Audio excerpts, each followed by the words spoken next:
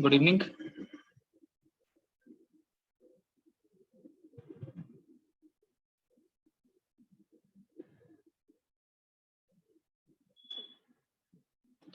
Good evening everyone. Good evening, good evening.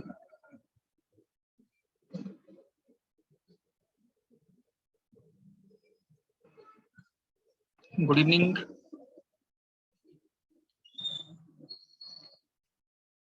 Okay,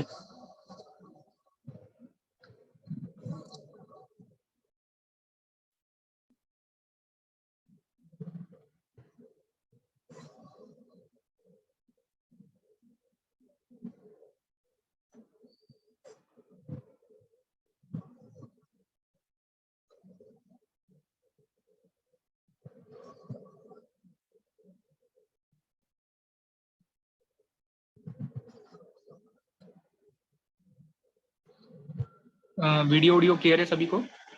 audio video clear?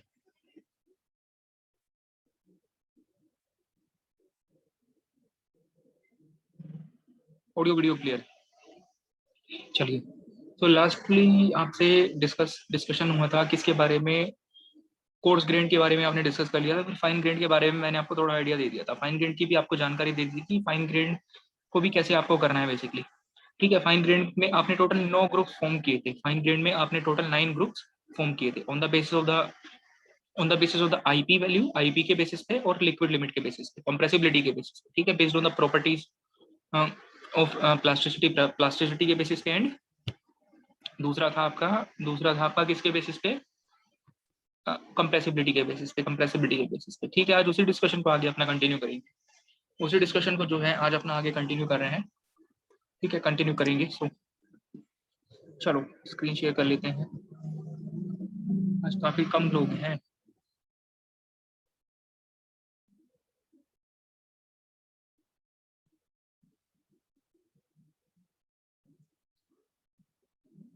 ठीक, चलिए शुरू करें।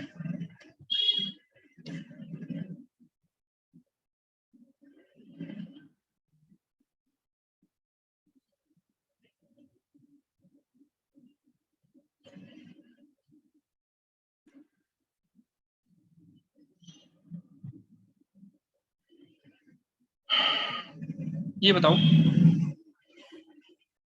S M S M S C SMSC, इसका नाम बोलो। इसका नाम बताओ क्या होगा? SMSC इसका नाम क्या होगा? इसका नाम क्या होगा?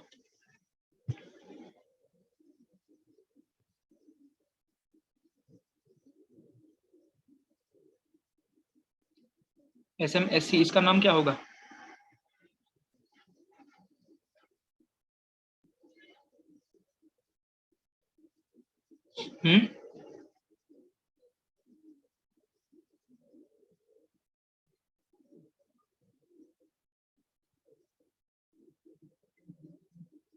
SMSC इसका नाम क्या होगा?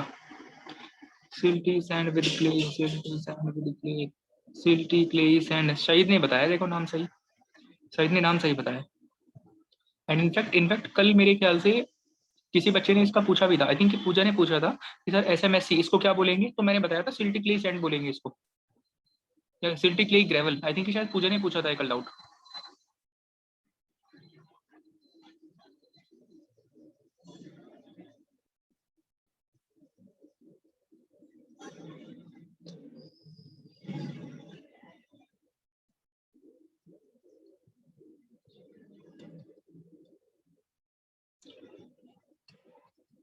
Silty clay sand, silty clay sand, silty clay sand, SMSC। ये बेसिकली ये कौन से वाले, ये SMSC आपने कौन से वाले केस में देखा था? इस तरह का जो आपका नोमेनक्लेचर हुआ था वो जनरली कौन से केस में हुआ था? ऐसा नोमेनक्लेचर आपने किस केस में प्रोवाइड करवाया था SMSC टाइप का? ये कहाँ पे था इस तरह का नोमेनक्लेचर? कहाँ पे आया था? कॉम्बिनेशन में नहीं आया था। ये फाइनेंस मोर देन 12% वाले में था। ये था आपका परसेंटेज फाइननेस मोर देन 12% वाले में था ये 12% से ज्यादा वाले में था क्या ऐसा केस? ये क्या 12% से ज्यादा वाले में था? थर्ड केस था या 12% से ज्यादा वाले का? ये 12% से ज्यादा वाले का थर्ड केस था, है ना? ये 12% से ज्यादा वाले का, ये बेसिकली 12% से ज्यादा वाले का थर्ड केस था। 12% ज्यादा वाले में आपने 3 केसेस बनाए थे ना। एक तो था आपके पास में SM था, एक था SC था, और एक क्या था? SM SC था। ये 3 केसेस बने थे ना, ये 3 केसेस बने थे आपके पास, ये 3 केसेस बने थे ना इसमें। क्लियर है? ये क्लियर है पॉइंट सबको? तो ये 3 केसेस आपने फॉर्म किए थे, ये 3 केसेस आपके पास में बने थे, SM SC एंड ये वाला कौन सा केस था? IP more than 7%। एक सेकंड, ये IP लेस देन 4% वाला था, ये IP मोर देन 7% वाला था। और ये कौन सा केस था? जब IP आपका 4% से 7% के बीच में लाई करता है, वही केस तो था ये। बोलो, वही केस था ना? क्लियर है? चलो ठीक है। अब मुझे ये बताओ IP लेस देन 4%, ए लाइन के साथ क्या होगा? अबव ए लाइन या बिलो ए लाइन? IP लेस देन 4% वाले में अबव ए लाइन या बिलो ए लाइन? बिलो ए लाइन आएगा, यस। क्लियर है? यहाँ पे क्या होगा? बिलो ए लाइन। इस वाले में क्या होगा? इसमें क्या होगा?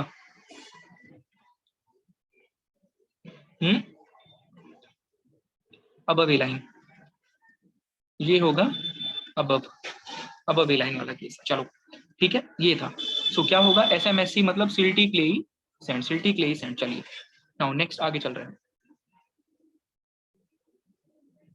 देखो जरा नेक्स्ट।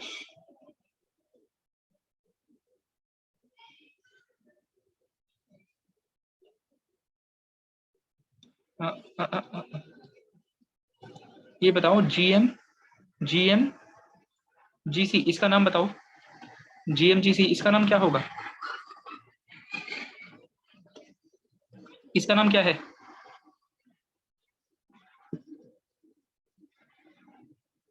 Silty clay gravel. क्या नाम है? Yes, silty clay gravel. जैसे सिल्टी क्ले ग्रेवल है, या सिल्टी क्ले ग्रेवल, बिल्कुल सिल्टी क्ले ग्रेवल है। अब एग्जैक्टली सेम है, सेम ऊपर वाला ही केस है, ये भी सेम ऊपर वाला ही केस है। ये कौन सा केस है आपके पास में? ये वाला भी केस है, जब IP आपका 4% से लेके जनरली लाई करेगा किसके बीच में? 7% के बीच में लाई करेगा, वही वाला केस है अभी। चलो तो ये क्लियर है, सिल्टी क्ले ग्रेवल। यहाँ तक की कहानी आपको क्लियर है? सबको यहाँ तक का डिस्कशन क्लियर है? अब आगे स्टार्ट कर रहे हैं। सो बेसिकली जहाँ पे आपने कल स्टॉप किया था, इस पॉइंट पे आके कल आपने स्टॉप किया था, उसी से आगे अपना कंटिन्यू कर रहे हैं आप नेक्स्ट। सो नेक्स्ट आपके पास में क्या है? कल तक की जो सारे के सारे डिस्कशन थे, वो सारे के सारे पॉइंट आपके क्लियर थे। अब देखो क्या हुआ नेक्स्ट आपके पास में ना। नेक्स्ट आपके पास में क्या हुआ? एक बहुत इंपॉर्टेंट चीज आप डिस्कस कर रहे हैं अब। एक सेकेंड, यस, नेक्स्ट पॉइंट आपके पास में क्या है? Plasticity chart. So the next point will be plasticity chart. Next है प्लास्टिसिटी चार्ट के बारे में डिस्कस करेंगे। अब आपके पास में आया क्या? अब आपके पास में आया क्या कि भाई ये बेसिकली प्लास्टिसिटी चार्ट जो आप पढ़ रहे हो, ये पढ़ रहे हो किसके लिए? फाइन ग्रेन सॉइल्स के लिए।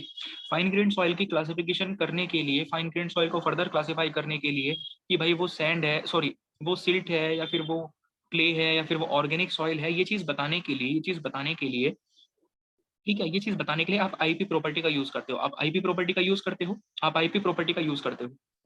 ठीक है। दूसरा कि हाईली कंप्रेसिबल है, लो कंप्रेसिबल है, इंटरमीडिएट कंप्रेसिबल है, इस चीज को बताने के लिए आप उसकी कंप्रेसिबिलिटी बिहेवियर को यूज करते हो, दैट इज लिक्विड लिमिट को आप उसकी यूज करते हो। कैसे कैसे आपने 9 कॉम्बिनेशन बनाए थे, वो मैंने कल आपको बता दिया था। अब हुआ क्या कि आपके एक साइंटिस्ट हुए ए कैसे ग्रेंडे नाम के। ठीक है, एक साइंटिस्ट हुए आपके पास में जिनका नाम क्या था? ए कैसे ग्रेंडे। ए कैसे ग्रेंडे नाम था इनका। एक ऐसे ग्रैंडे नाम था इनका, एक ऐसे ग्रैंडे, एक साइंटिस्ट हुए आपके पास में एक ऐसे ग्रैंडे नाम के। उन साइंटिस्ट ने अपने एक्सपेरिमेंट्स किए, अपनी ऑब्जर्वेशन करी, and on the basis of the experiments, on the basis of his observation, on the basis of his observation, उन्होंने क्या बताया आपको, उन्होंने बेसिकली क्ले को एंड सील्ड और ऑर्गेनिक सॉइल को एक दूसरे से सेपरेट करने के लिए, listen to the point very carefully, कि एक ऐसे ग्रैंडे ने क्ले को, सिल्ट को, ऑर्गेनिक सॉइल्स को एक दूसरे से सेपरेट करने के लिए आपको एक पूरा चार्ट प्रोवाइड करवाया, प्लास्टिसिटी चार्ट प्रोवाइड करवाया। वो क्या है वो अभी हम देखेंगे। साथ साथ उन्होंने एक लाइन आपको बताई, उस प्लास्टिसिटी चार्ट के अंदर एक लाइन होती है, that is called as a A line, that is called as a A line. A line को भी उन्होंने यूज करा इनको आपस में सेपरेट करने के लिए। तो मैं क्या बता रहा हूँ कि in order to separate the clay silt and organic soils from each other, इन्होंने क्या प्रोवाइड करवाया आपको, एक लाइन प्रोवाइड करवाई जो कि आपको प्लास्टिसिटी चार्ट के अंदर देखने को मिलती है। And on the basis on उस लाइन को इन्हीं के नाम के बेसिस पे हम कहते हैं क्या, that line is called as the E line. इस लाइन को कहते हैं ए लाइन, क्लियर है।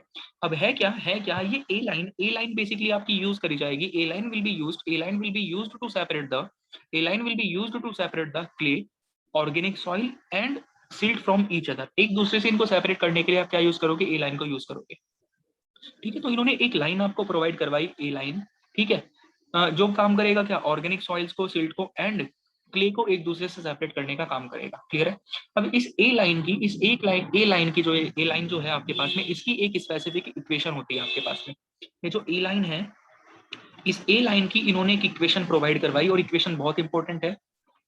ए लाइन की इन्होंने एक इक्वेशन आपको दी, and the equation is IP is equal to 0.73 into WL minus 20। अब ये बहुत इंपॉर्टेंट इक्वेशन है, याद रखना आराम से, बहुत क्वेश्चन आएंगे आपके इसके ऊपर, डायरेक्टली इक्वेशन भी पूछते हैं आपसे, और इसका यूज भी बहुत होता है। सो ए लाइन की इक्वेशन क्या है, equation of the A line is what, IP is equal to 0.73 into WL minus 20। So this is the equation for the A line, ये ए लाइन की इक्वेशन है। सो हुआ क्या, to separate the organic soil, silt and clay from each other, scientist एक ऐसे ग्रैंडे ने एक लाइन आपको प्रोवाइड करवाई, and that line is called as A line. इस लाइन को कहते हो आप ए लाइन। इस ए लाइन की इक्वेशन क्या होती है, वो होती है 0.73। So the equation of the A line is IP is equal to 0.73 into WL minus 20. This is the equation for the A line. ये A line की इक्वेशन होती है आपकी। अब इन्होंने क्या बताया आपको, इस पर्सन ने क्या बताया आपको, कैसे ग्रैंडे ने, इन्होंने आपको ये बोला कि अगर आपकी सॉइल, अब यहाँ पे मुझे ये बताओ, ये जो ए लाइन है, ये जो ए लाइन की इक्वेशन है आपकी, ये ए लाइन की इक्वेशन आपको किस किस के बीच में रिलेशन दे रही है, ये इक्वेशन आपको रिलेशन दे रही है WL एंड IP के बीच में। इन दो पैरामीटर के बीच में आपको ये लाइन इक्वेशन रिलेशन प्रोवाइड करवा रही है। अगर आप इस ए लाइन की इक्वेशन को देखोगे तो ये लाइन आपको रिलेशन दे रही है किसके बीच में, लिक्विड लिमिट के बीच में, WL के बीच में एंड IP के बीच में रिलेशन दे रही है। क्लियर है, इनके बीच में आपको रिलेशन प्रोवाइड करवा रही है। तो मतलब अगर आपको सॉइल की लिक्विड लिमिट पता है, so with the help of the liquid limit, तो आप इस ए लाइन की इक्वेशन को यूज करके उसका IP कैलकुलेट कर सकते हो। ये चीज हमें समझ में आ रही है यहाँ से। अगर आपको सॉइल की IP पता है, अगर आपको सॉइल का लिक्विड लिमिट पता है, तो आप उस लिक्विड लिमिट को यूज करके, इस ए लाइन की इक्वेशन को यूज करके आप उसका IP पता कर सकते हो। You can find out the IP value of that particular soil, उसका आप IP पता कर सकते हो। अब इन्होंने क्या बताया आपको, इन कैसे ग्रैंडे पर्सन ने आपको क्या बताया कि अगर हमारी सॉइल का IP इस ए लाइन के IP से ज्यादा निकल कर आता है, अगर आपकी सॉइल का IP इस ए लाइन के IP से ज्यादा निकल कर आता है, then that particular soil will be lying above the A line। तो वो जो सॉइल है आपकी, वो ए लाइन से ऊपर लाई करेगी, एंड आप उसको क्या कहोगे, that soil will be called as clay। सो पहली बात तो ये ए लाइन काम क्या करेगा, सेपरेट करने का काम करेगा, किसको, क्ले को, ऑर्गेनिक सॉइल एंड सिल्ट को एक दूसरे से। अब कैसे सेपरेट करेगा वो बात समझो। इस पर्सन ने ए लाइन की इक्वेशन प्रोवाइड करवाई, IP is equal to 0.73 WL minus 20। WL क्या है आपके पास में, सॉइल का लिक्विड लिमिट है, WL is the liquid limit of the soil. तो अगर आपको लिक्विड लिमिट पता है, आप ए लाइन से IP कैलकुलेट कर दोगे, सो एक IP तो आपके पास यहाँ से आ जाएगा इस ए लाइन से। दूसरा IP कैलकुलेट करने का क्या तरीका है आपके पास, आप जानते हो ऑलरेडी। दूसरा IP कैलकुलेट करने का तरीका है आपके पास में WL माइनस WP।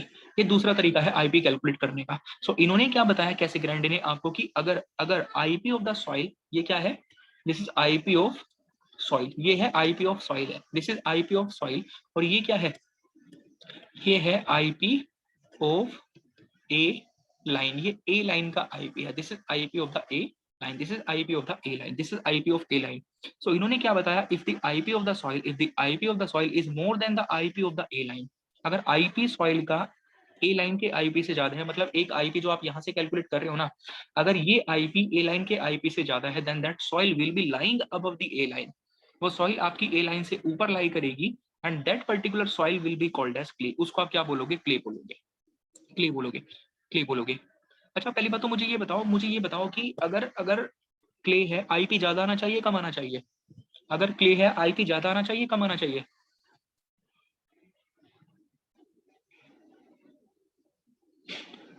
आईपी ज्यादा आएगा कम आएगा, अगर क्ले है तो ज्यादा आएगा ना, आईपी, अगर अगर अगर क्ले है तो आईपी ज्यादा आएगा, आईपी ज्यादा आएगा, या फिर आप ऐसे बोल दो कि अगर आईपी ज्यादा आ रहा है दैट मीन्स क्या है, क्ले है।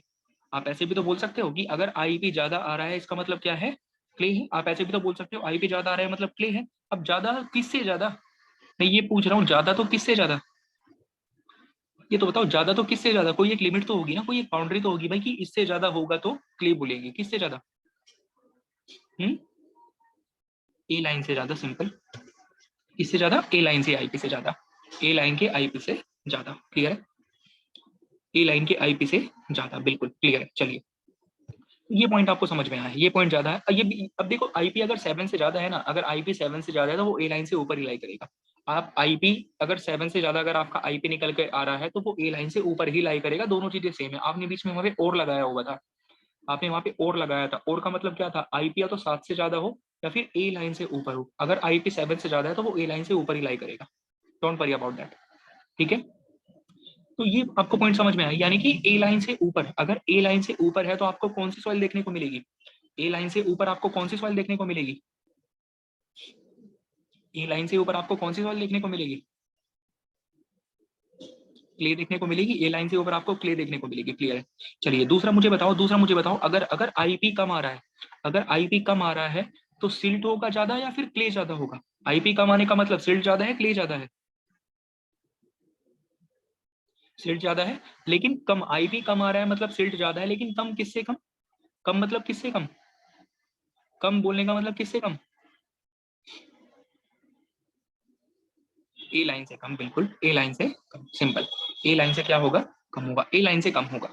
सो इन्होंने आपको क्या बताया, क्लियर कट ये बताया कि अगर ए लाइन की आईपी से ज्यादा आपकी सॉइल का आईपी निकल कर आ रहा है दैट विल बी क्ले, मतलब ए लाइन से ऊपर आपका लाई करेगा क्ले, ए लाइन से नीचे आपका क्या लाई करेगा, सिल्ट लाई करेगा या फिर ऑर्गेनिक सॉइल होगा, ए लाइन से नीचे क्या होगा, सिल्ट होगा या फिर ऑर्गेनिक सॉइल होगा। सो ए लाइन से ऊपर क्ले, ए लाइन से नीचे क्या, सिल्ट या फिर ऑर्गेनिक सॉइल। अब मुझे ये बताओ, ए लाइन से ऊपर मैं क्ले बोल रहा हूँ, वो वाली क्ले कौन सी है, ई लाइन से ऊपर जो क्ले है वो कौन सी क्ले एक्चुअल में, ऑर्गेनिक या इनऑर्गेनिक, वो ऑर्गेनिक क्ले है इनऑर्गेनिक क्ले है,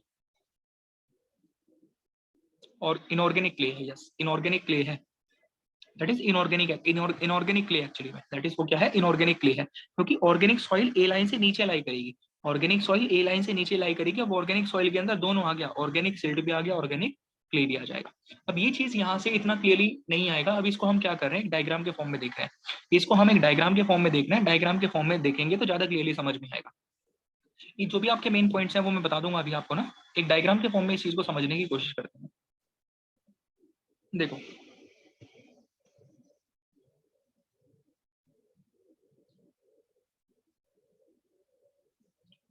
और ये टॉपिक पे आप क्वेश्चन देखोगे ना प्रीवियस ईयर में, मैं ये बोल दे रहा हूँ आपको, हर साल आपको इस पे क्वेश्चन दिखाई देगा, एवरी ईयर ऑलमोस्ट आपको इसके ऊपर क्वेश्चन दिखाई देगा, ऑलमोस्ट एवरी ईयर।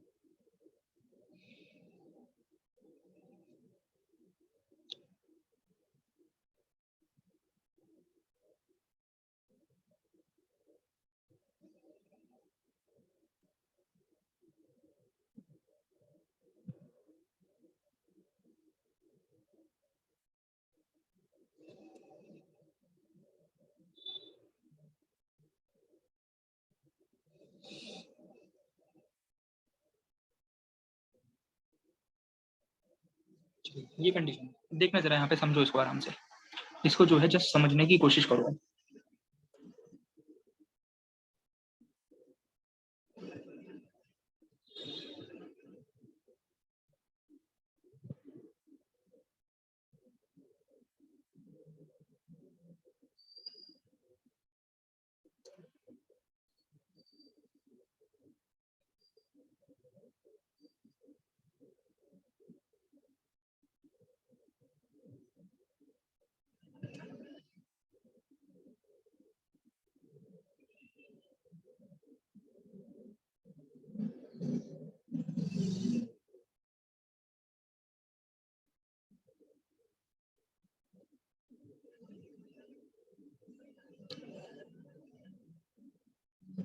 देखिए, देखो अब जरा इसमें आराम से यहाँ पे कुछ वैल्यू मार्क कर लो आप लोग।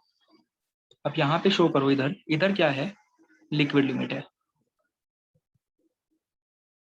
इधर है लिक्विड लिमिट, एंड इधर क्या है आपके पास में, इधर है प्लास्टिसिटी इंडेक्स। यहाँ पे लिख दे रहा हूँ मैं, इधर क्या है आपके पास में, पीआई है, प्लास्टिसिटी इंडेक्स है, इधर प्लास्टिसिटी इंडेक्स है। कुछ इंपॉर्टेंट लिक्विड लिमिट्स मैंने यहाँ पे मार्क कर दिए। 50% हो गया है। ये लिक्विड लिमिट सब परसेंटेज में मेंशन्ड है। ये किसमें है, परसेंटेज में है, ये परसेंटेज में है। 50% हो गया, 35% हो गया, दैट इज 35% हो गया। ये 20% है, ये 20% है, ये है 8%, ये है क्या 8%, ये यहाँ पे है 0। आईपी की वैल्यू भी मार्क कर दो यहाँ पे, 1 2 4 7, 4 एंड 7, ये सब वैल्यूज आपको यहाँ पे शो कर दी, ये सब आपको यहाँ पे शो कर दी वैल्यूज। अब इस कर्व को, अच्छा ये जो कर्व आपने यहाँ पे बनाया है, that curve is called as a plasticity chart. इसको कहते हैं क्या, that is called as a plasticity chart. ये प्लास्टिसिटी चार्ट कहलाता है, this is called as a plasticity chart. So plasticity chart किस किस के बीच में अपलोड करते हो, पहली बात तो यही इंपॉर्टेंट है, प्लास्टिसिटी चार्ट आप अपलोड करते हो लिक्विड लिमिट के बीच में एंड प्लास्टिसिटी इंडेक्स के बीच में। That is plotted actually between liquid limit and the plasticity index of the soil mass. Clear है। अब देखो जरा यहाँ पे देखिएगा क्या हो रहा है, कि यहाँ पे जो लाइन है, ये जो लाइन यहाँ पर आपको शो कर रखी है, this is called as, that is actually, इसको अलग साइड में बनाओ, इसको यहाँ पे शो कर लो। ये क्या है, ये है ए लाइन, ये है ए लाइन आपके पास में, ये ए लाइन है, ये क्या है, ए लाइन है। क्लियर है। अब यहाँ पे जस्ट अब समझना आप आराम से क्या हो रहा है, यहाँ पर आप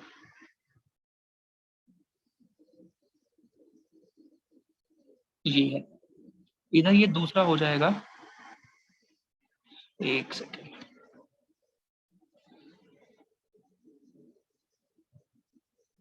ये हो गया, ठीक है, इधर ये हो गया, इधर ये हो गया। अब इसको थोड़ा सा ऊपर तक एक्सटेंड ही कर लो ना,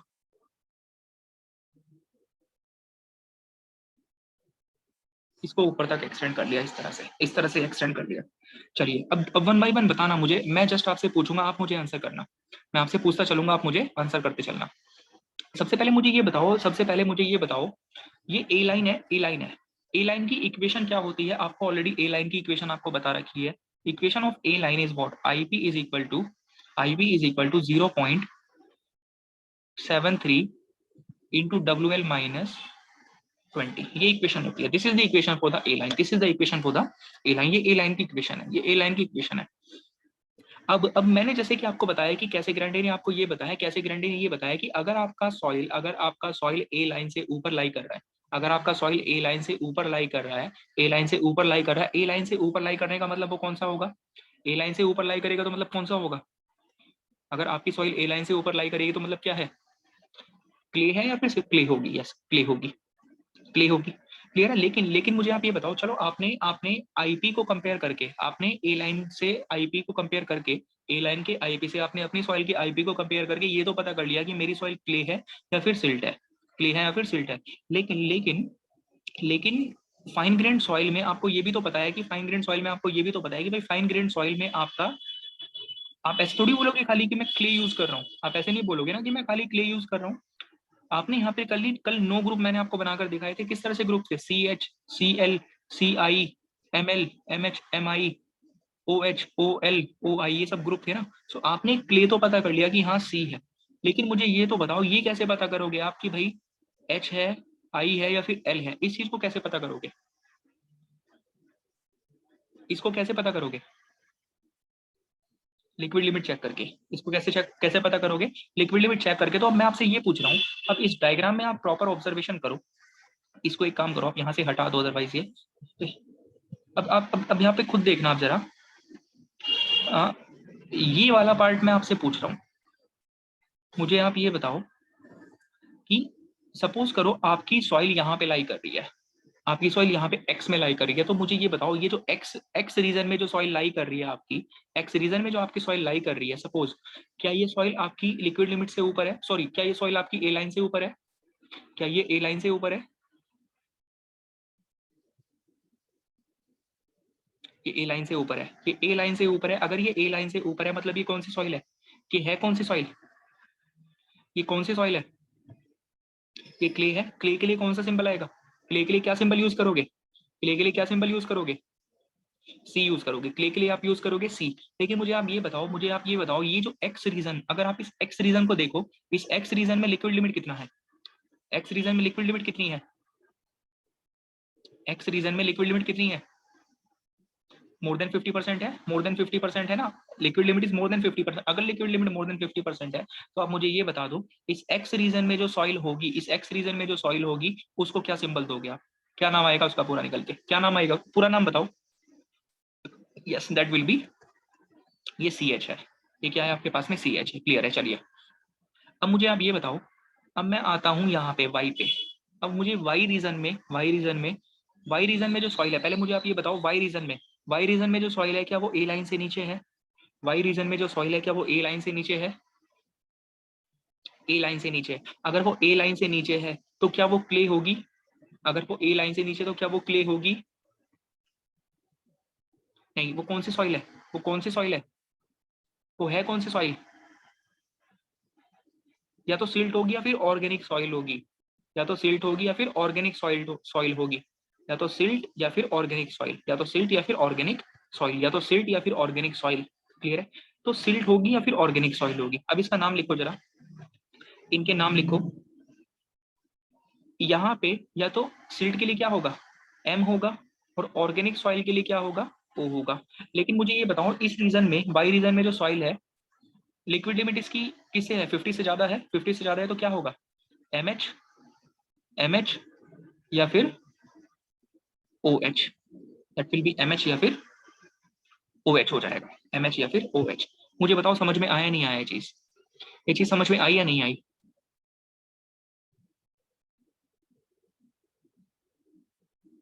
चलिए नेक्स्ट नेक्स्ट नेक्स्ट है आपके पास में। अब यहाँ पे आते हैं, एक्स हो गया, वाई हो गया, जेड वाले पार्ट पे आओ। इस वाली सॉइल का नाम बता दो क्या होगा? इस वाली सॉइल का नाम बता दीजिए क्या होगा? सी आई। बिल्कुल भाई, सिंपल है। फर्स्ट क्या आपने देखा? फर्स्ट आपने ये देखा ए लाइन से ऊपर है। फर्स्ट आपने देखा ए लाइन से ऊपर है। अगर ए लाइन से ऊपर है दैट मींस क्ले। इसका मतलब क्या है? क्ले है। इसका मतलब क्या है? क्ले है। क्ले है। लेकिन यहाँ पे जो लिक्विड लिमिट है, लिक्विड लिमिट लाई कर रही है आपकी 35 से 50 के बीच में। लिक्विड लिमिट लाई कर रही है 35 से 50 के बीच में, तो मतलब क्या है? That will be equal to C I. Sorry, ये होगा आपके पास में क्या? सी आई हो जाएगी। That will be C I. ये सी आई हो गया आपके पास में। अब आओ इस वाले पार्ट पे। एक्स वाई जेड हो गया, एक्स वाई जेड हो गया, इसको पी बोल दो। यहाँ पे बताओ क्या नाम होगा? पी क्या होगा? पी का नाम बताओ।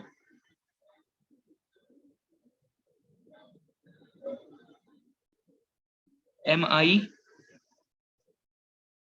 और ओ वाई। एम आई और ओ आई, एम आई और ओ आई। या तो एम आई होगा या फिर ओ आई होगा। ठीक है, या तो एम आई होगा या फिर ओ आई होगा। क्लियर है? चलिए, या तो एम आई है या फिर क्या होगा आपके पास में? ओ आई होगा। यहाँ तक की कहानी आपको क्लियरली समझ में आती है? That is clear to everyone.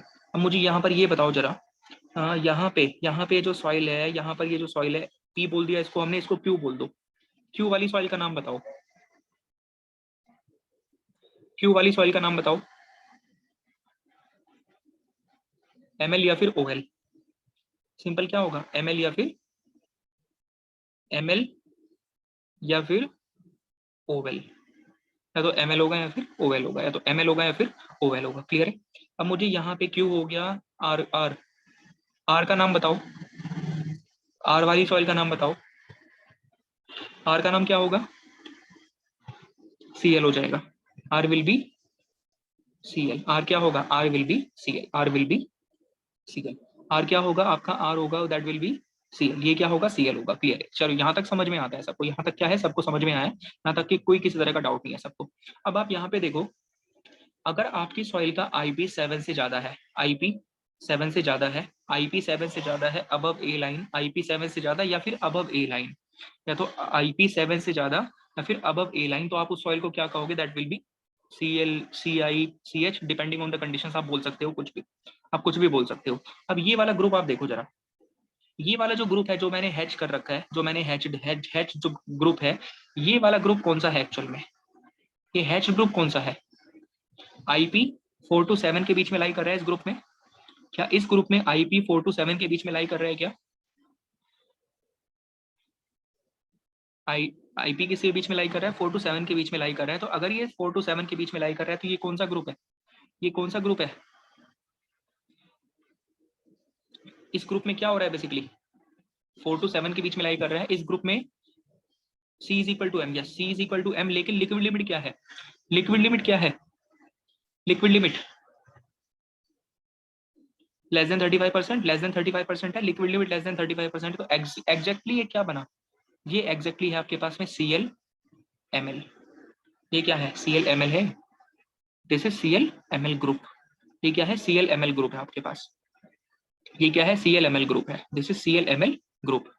चलिए ये क्या है? ClMl ग्रुप है। अब मुझे यहाँ पर बताओ आप लोग, अब मुझे आप लोग यहाँ पे बताओ, इस वाले पार्ट में क्या हो रहा है? ये कौन सा सॉइल है? ये कौन सी सॉइल है? Cl।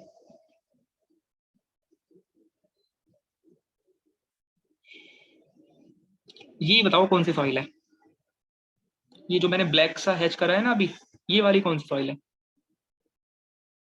बोलो, ये वाली कौन सी सॉइल है? ML। ML ये है आपके पास में। This is actually ML। ये ML ग्रुप है। अब ये ML ग्रुप क्या, अब ये ML ग्रुप क्या है आपको एक बात समझनी चाहिए मेरे ख्याल से मीनाक्षी। जो मेनली आपके माइंड में डाउट आया है वो ये डाउट आया है, हाँ मैं वही बता रहा हूँ, मैं वही बता रहा हूँ। अब ए लाइन है तो सी, हाँ मैं वही आपसे डिस्कस कर रहा हूँ एक्चुअली। बिल्कुल आपका पॉइंट बिल्कुल ठीक है। ये सॉइल जो है आपका लाई कर रहा है अबव ए लाइन। अगर आप इस वाले पार्ट को देखोगे तो ये वाला पार्ट आपका ए लाइन से ऊपर ही तो है, ये वाला पार्ट आपका ए लाइन से ऊपर ही है, इसमें कोई डाउट नहीं है। लेकिन लेकिन इस वाले पार्ट में अगर आप देखो तो सॉइल का IP कितना है? That IP is less than 4%। That IP is less than 4। IP क्या है? 4% से कम है। लेकिन होता क्या है, भले ही ये वाला पार्ट आपका ए लाइन से ऊपर लाई कर रहा है, लेकिन यहाँ पे IP 4% से कम है। और इतना कम IP, 4% से कम IP होने का मतलब है कि IP बहुत बहुत कम है। और इतना कम IP आपको क्ले के केस में देखने में नहीं मिलता है जनरली। इतना कम IP की वैल्यू क्ले के केस में आपको देखने में नहीं मिलती है। तो भले ही ये वाला पार्ट आपका ए लाइन से ऊपर लाई कर रहा है, लेकिन IP सिर्फ 4% से कम है। तो इतना कम IP क्ले के केस में नहीं होता है, इसीलिए ये वाला रीजन भी क्या है आपका? ML ही है। This is also ML। इसीलिए यहाँ पे क्या है? ML लाई करेगा आपका।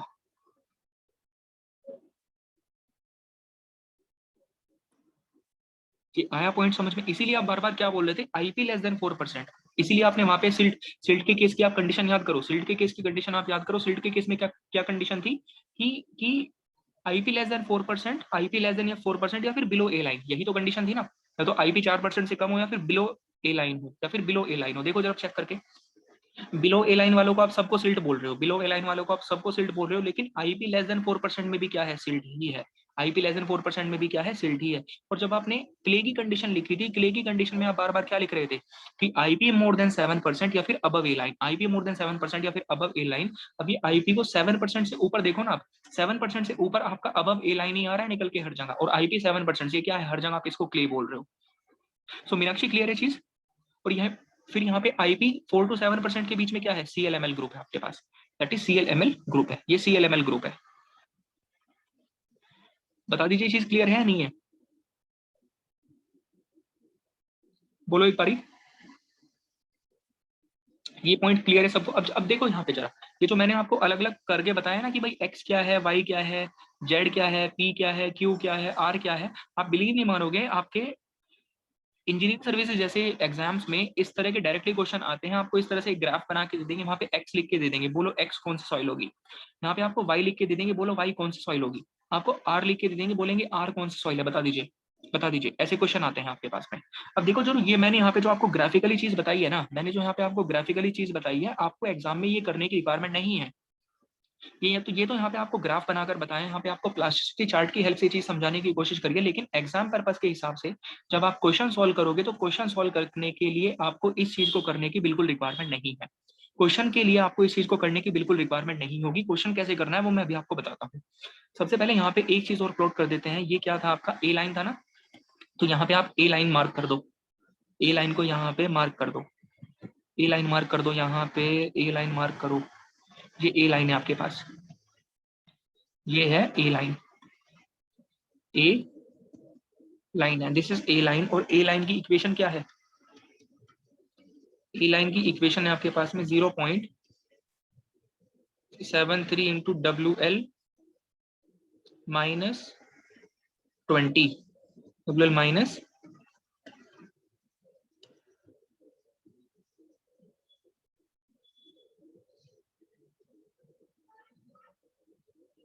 ये इक्वेशन है, ठीक है। ए लाइन तो आपको क्लियर है, लेकिन यहां पर एक दूसरी लाइन भी मैंने शो कर रखी है, ये वाली line, this is called as the U line, इसको बोलते हैं यू लाइन बोलते हैं, this is called as the U line, U line. अब एक्चुअली में है क्या, यू लाइन बोलने का मतलब क्या है, यू लाइन एक तरह से अपर लिमिट है।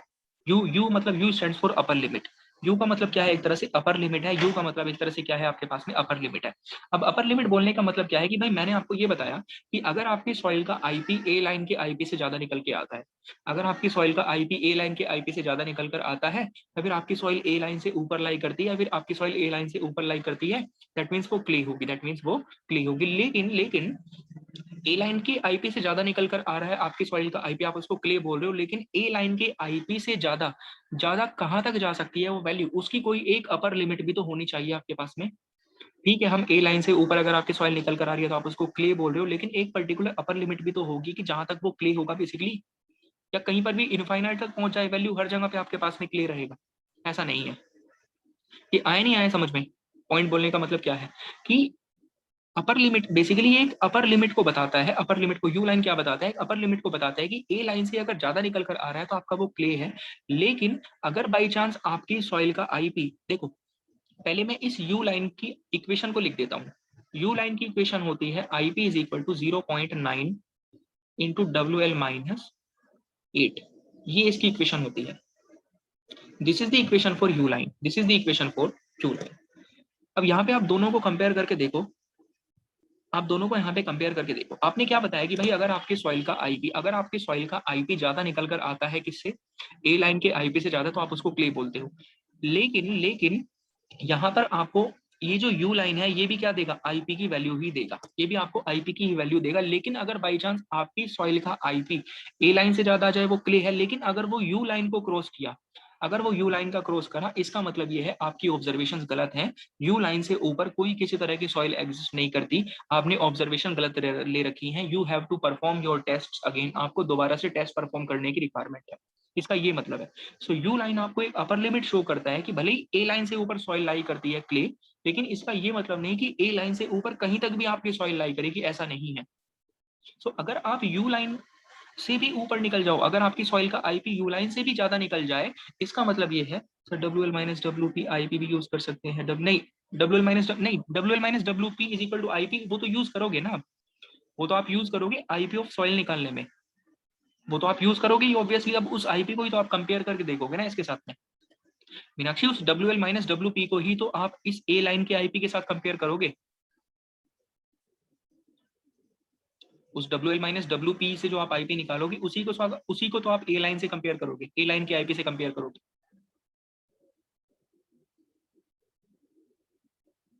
और ये बस लाइन के लिए है, और ये बस लाइन के लिए है।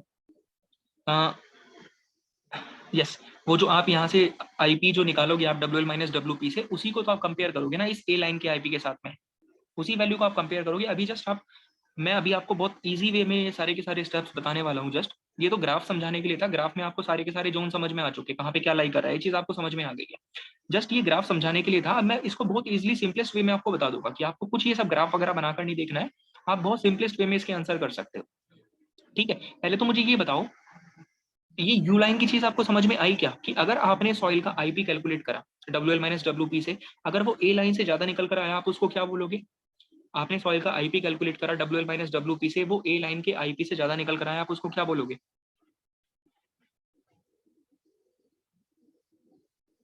क्ले बोल दोगे, क्ले बोल दोगे। लेकिन अगर बाई चांस वही आईपी, अगर बाई चांस वही आईपी यू लाइन के आईपी से भी ज्यादा निकल कर आ जाए, अगर बाई चांस वही यू लाइन के आईपी से भी ज्यादा निकल कर आ जाए, इसका मतलब क्या है? इसका मतलब है कि no soil exist, no soil exist, कोई सॉइल एग्जिस्ट नहीं करती, आपने ऑब्जर्वेशन गलत ले रखे हैं। इसका मतलब ये है, तो यू लाइन एक अपर लिमिट को बताता है कि कहां तक मैक्सिमम आपकी सॉइल का आईपी जा सकता है। इससे ऊपर अगर वो गया, दैट मींस आपकी ऑब्जर्वेशन गलत है, कोई सॉइल वहां पे एग्जिस्ट नहीं कर रही, आपने ऑब्जर्वेशन गलत ले रखी है। सो ये जो यू लाइन वाला कॉन्सेप्ट है, ये यू लाइन आपको एमसीक्यूज में जो आपके पेपर 1 में क्वेश्चन आते हैं उसमें चेक करने की रिक्वायरमेंट नहीं है, उसमें इसको चेक करने की रिक्वायरमेंट नहीं है। इसकी रिक्वायरमेंट आएगी चेक करने में मल्टी, जब आप कन्वेंशनल क्वेश्चन वगैरह करते हो वहां पे इसकी रिक्वायरमेंट आ जाती है। पेपर 1 में चेक करने की कोई रिक्वायरमेंट नहीं है, क्वेश्चन नहीं आते इस तरह के, सिंपली क्वेश्चन आएंगे, आप ए लाइन को चेक करो, W L minus W B को चेक करो, उससे आंसर आ जाएगा आपके पास। लेकिन पेपर 2 में रिक्वायरमेंट आ जाती है, पेपर 1 में इस यू लाइन को चेक करने की रिक्वायरमेंट नहीं आती। सो मुझे आप लोग ये बताओ एक बारी, ये चीज क्लियर हो गई क्या कि यू लाइन के केस में क्या बताना चाह रहे हैं? ये यू लाइन वाला पॉइंट क्लियर है क्या?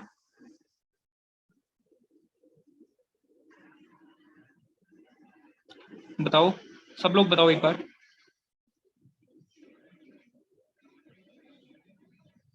ओके, चलिए क्लियर है। तो यहाँ पे क्या लिखना था? Exist, no soil. चलो ये तो आपका था, ये जस्ट एक तरह से आपके पास में प्लास्टिसिटी चार्ट आ गया, कैसे कैसे किस जोन में क्या सॉइल सॉइल लाई कर रही है, चीज आपको समझ में आ चुकी है। नाउ नेक्स्ट अब हम डिस्कस कर रहे हैं किसके बारे में? सो यू लाइन का क्या है वो चीज आपको मैंने बता दिया। कुछ मैं इसमें पॉइंट लिखवा देता हूँ पहले आपको ना, कुछ थोड़े बहुत पॉइंट लिखवा देता हूँ उसको इसमें आपको, फिर उसके बाद आगे चलते हैं। कुछ एक दो पॉइंट लिखेंगे यहाँ पे जस्ट। सो लिखना है आपको जस्ट अब थोड़ा सा,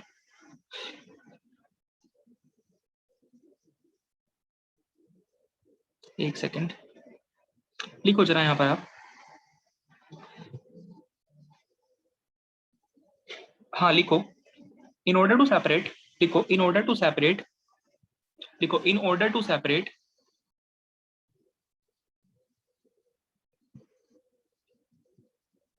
in order to separate in order to separate inorganic clay, inorganic clay, in order to separate inorganic clay from silt and organic soil, from silt and organic soil, from silt and organic soil, from silt and organic soil, from silt and organic soil, from silt and organic soil, scientist A Casagrande, scientist A कैसे Grande, ये लिखा इनका नाम ऊपर लिखा हुआ है, scientist A Casagrande, scientist A कैसे Grande defined A line, scientist A कैसे Grande defined A line,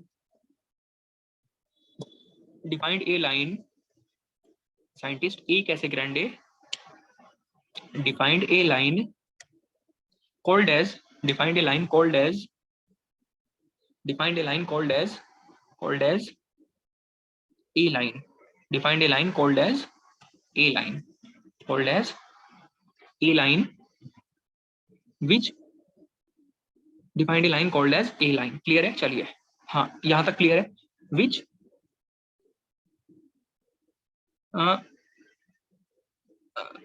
provide relation, which provide relation, which provide relation between, which provide relation between, which provide relation between, which provide relation between, which provide relation between IP and WL of soil, which provide relation between IP and WL of soil, which provide relation between IP and WL of soil, जो कि IP और WL के बीच में क्या करती है, आपको equation relation provide करवाती है। ठीक है, रिलेशन प्रोवाइड करवाती है। ठीक, relation between IP and WL of soil. ठीक है, अब इसकी इक्वेशन लिख सकते हो आप, ये क्या है, इसकी इक्वेशन लिखी हुई है। ये लिखा ना ऊपर, ये लिखी हुई है इक्वेशन ए लाइन की, ये लिखी है, इसको लिख लो, इक्वेशन ऑफ ए लाइन है। अब डायरेक्टली इक्वेशन भी पूछी गई है आपसे कई बार ये। सो IP equation of the A line है 0.73 into WL minus 20, equation of the A line 0.73 into WL minus 20, this is the IP of the A line, ये आईपी है ए लाइन का, ठीक है। लिखो जरा, नेक्स्ट लिखो, नेक्स्ट लिखो। सो यहां से लिख लिया आपने पॉइंट ना, ये पॉइंट हो गया है, एक सेकेंड, हाँ लिखो, नेक्स्ट लिखो। In order to next point लिखो, in order to mark the presence, in order to mark the presence, in order to mark the presence of upper limit of soil, in order to mark the presence, in order to mark the presence of upper limit of soil, of upper limit of soil, in order to mark the presence of upper limit of soil, U line is defined, U line is defined, U line is defined, U line is defined. In order to mark the presence of upper limit of soil, U line is defined, U line is defined, U line आपने define करी है, U line is defined, and no soil exist, and no soil exist above, and no soil exist above U line, no soil exist above U line, and no soil exist above U line। और इस U line की equation क्या बताई थी आपको, इसकी equation लिख लो। U line की इक्वेशन क्या है आपके पास में, इसकी इक्वेशन रहेगी, इसकी इक्वेशन रहेगी IP is equal to 0.9 into WL minus 8, ये इक्वेशन है, WL माइनस 8, WL माइनस 8, ये इक्वेशन है। So IP is equal to 0.9 into WL minus 8, this is the equation for U line. MCQs में directly equation भी आपसे पूछ सकता है, MCQ में आपसे डायरेक्टली इक्वेशन पूछी जा सकती है कि भाई बताइए U लाइन की इक्वेशन क्या होती है। सो इंपॉर्टेंट है, इसीलिए याद रखना। चलिए अब यहाँ पे सारे के सारे पॉइंट हो गया। मैं जस्ट ये जो चीजें आपने यहाँ पे पढ़ी है, इनको ऐसा आपको इतना इस तरह से याद रखने की रिक्वायरमेंट नहीं है ग्राफिकल फॉर्म में, मैं बहुत सिंपलेस्ट वे में आपको इसको याद करवा रहा हूँ बिल्कुल, कि आप कैसे इसको याद रखोगे। एक सेकेंड जस्ट, अब देखो जरा। सो नेक्स्ट आपके पास में क्या,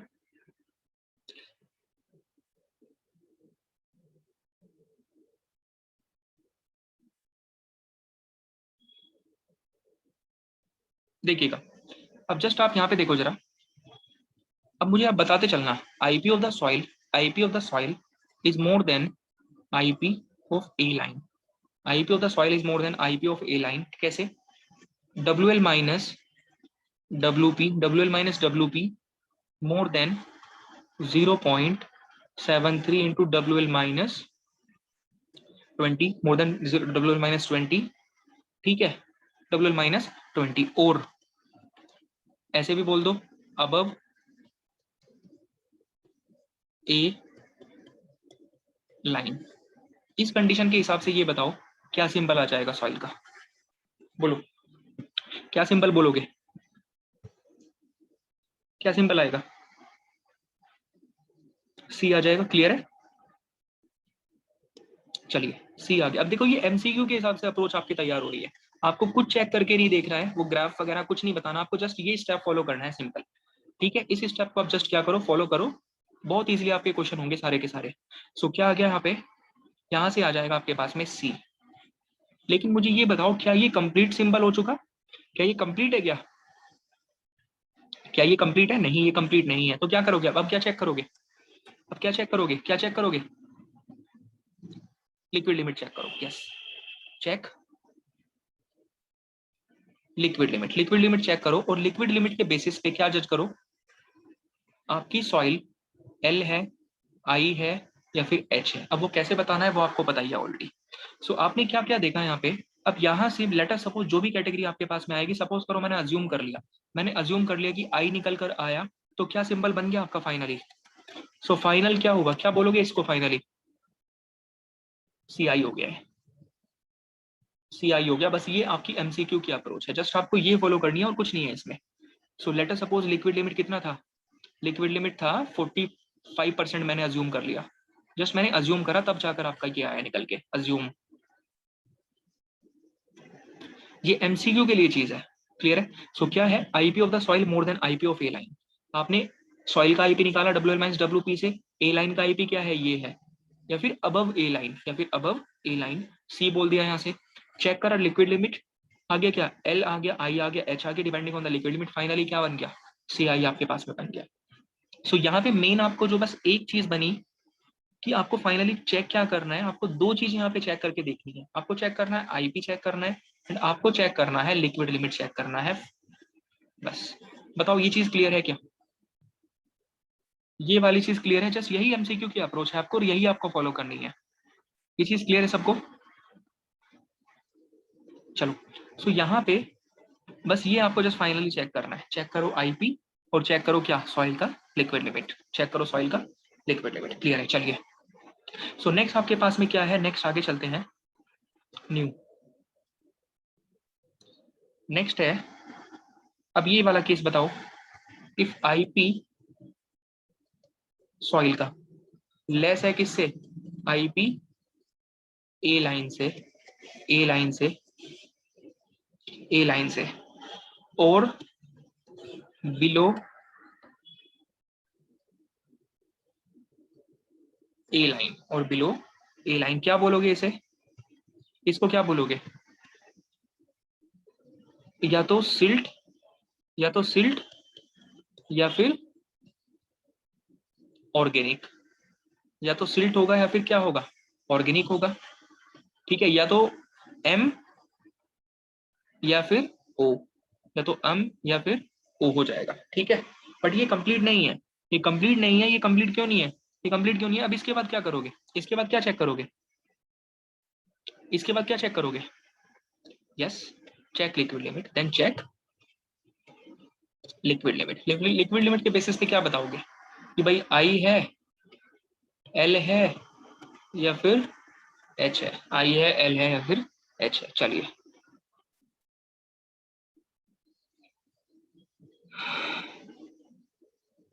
चलो यहां तक की कहानी क्लियर है सबको है। बस ये जस्ट आपकी MCQ की अप्रोच थी, यही था जस्ट MCQ में, और इसमें कुछ किसी तरह का पॉइंट नहीं था।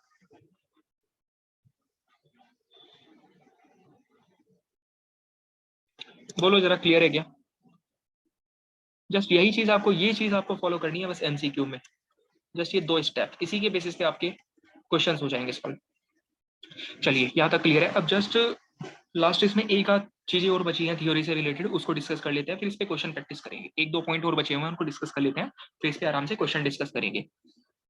यू लाइन, यू लाइन का आपको सिग्निफिकेंस ये बताओ, MCQ में यू लाइन चेक करने की रिक्वायरमेंट है, MCQ में यू लाइन चेक करने की रिक्वायरमेंट है, MCQ में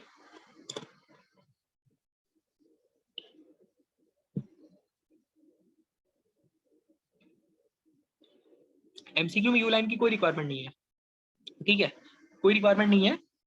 कहीं पे नहीं आते इस तरह के क्वेश्चन, वो बहुत कॉम्प्लिकेटेड हो जाएंगे फिर आपके पास में, अगर वो यू लाइन भी करवाएंगे तो बहुत कॉम्प्लिकेटेड बन जाते हैं क्वेश्चन, रिक्वायरमेंट नहीं होती कहीं पे। आज तक ऐसा कोई क्वेश्चन ऑब्जर्वेशन में नहीं आया जिसमें आपको MCQ में यू लाइन चेक करना पड़ेगा, ठीक है। आज तक ऐसा कभी कोई एक भी क्वेश्चन नजर में नहीं आया है, इतने क्वेश्चन करे जैसे कराए कि जिसमें आपको MCQ में यू लाइन चेक करने की रिक्वायरमेंट पड़ती है, तो कभी नहीं होता इस तरह का क्वेश्चन, कभी क्वेश्चन नहीं देते इस तरह का।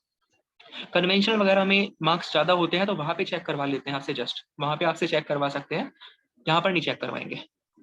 बाकी अगर करा लेगा तो आप कर लेना आराम से, क्या दिक्कत है आपको, इक्वेशन तो आपको पता है ना, IP तो पता ही है आपको, यू लाइन का तो कितना होता है 0 पॉइंट, करेगा तो करवा लेना, कोई मैं ये मना थोड़ी कर रहा हूँ कि भाई मत करना, आपको करवाएगा तो कर लेना, क्या दिक्कत है। बाकी मैंने बताया, अपना एक्सपीरियंस बताया मैंने, क्वेश्चन कभी आज तक इस तरह के नहीं आए कि जिसमें आपको यू लाइन चेक करना पड़ जाए। सो ये होता है, यू लाइन की इक्वेशन 0.9 WL माइनस 8 है, ये किसके लिए है, this is for U line, IP is equal to 0.9 WL minus, this is the IP for the U line. चलो अब लास्ट इसमें जस्ट एक दो पॉइंट लिखो, एक दो इंपॉर्टेंट पॉइंट बता रहा हूँ, उसके बाद डायरेक्टली क्वेश्चन पे मूव करते हैं, और कोई डिस्कस करने लायक इसमें पॉइंट नहीं बचेगा फिर, ठीक है। जस्ट एक दो पॉइंट लिख लो, नेक्स्ट है आपके पास में, so the next of the point लिखो जरा, इसमें एक दो पॉइंट लिखो आप। अच्छा मुझे ये बताओ, जो मैंने आपको बताया आईपी क्ले आप बोल रहे हो, क्ले वो कौन सी क्ले है जनरली? ए लाइन से ऊपर कौन सी क्ले है? ए लाइन से ऊपर क्ले कौन सी है? इनऑर्गेनिक क्ले है वो, ठीक है। ए लाइन से ऊपर जो क्ले है वो आपकी कौन सी क्ले है? That is inorganic clay, actually that is inorganic clay. एक नोट करके लिखो, एक नोट करके लिखिएगा, एक नोट करके लिखो जरा, नोट करके लिखो। ऑर्गेनिक सॉइल्स हैव, लिखो नोट करके लिखो, organic soils have, organic soils have, organic soils have generally high value of liquid limit. Organic soils have generally high value of liquid limit. Organic soils have generally high value of liquid limit, high value of liquid limit, but their plastic limit is also high, but their plastic limit is also high, but their plastic limit is also high, but their plastic limit is also high.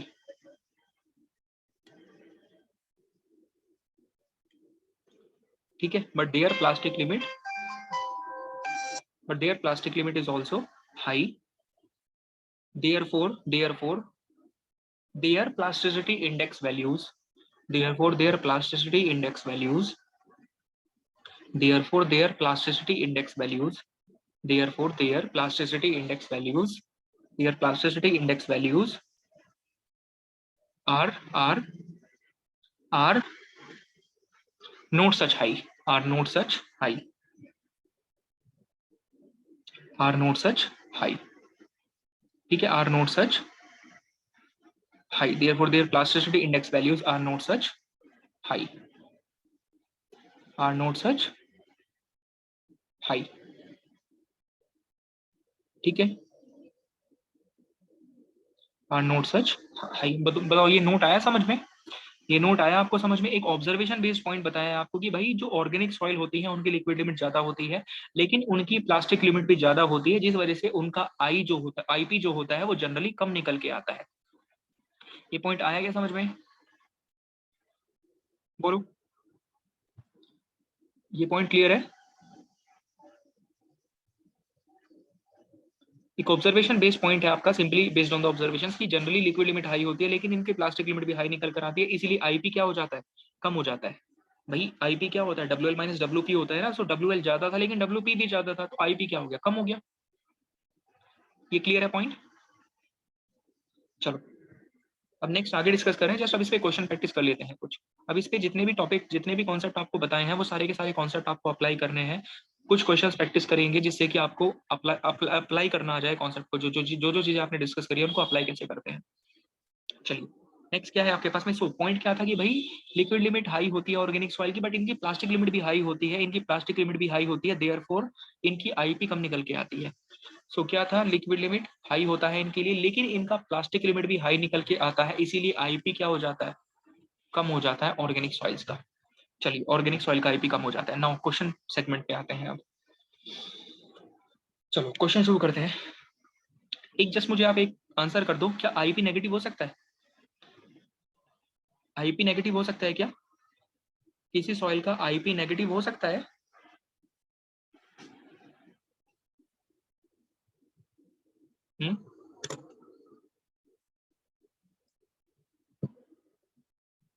IP negative नहीं होगा,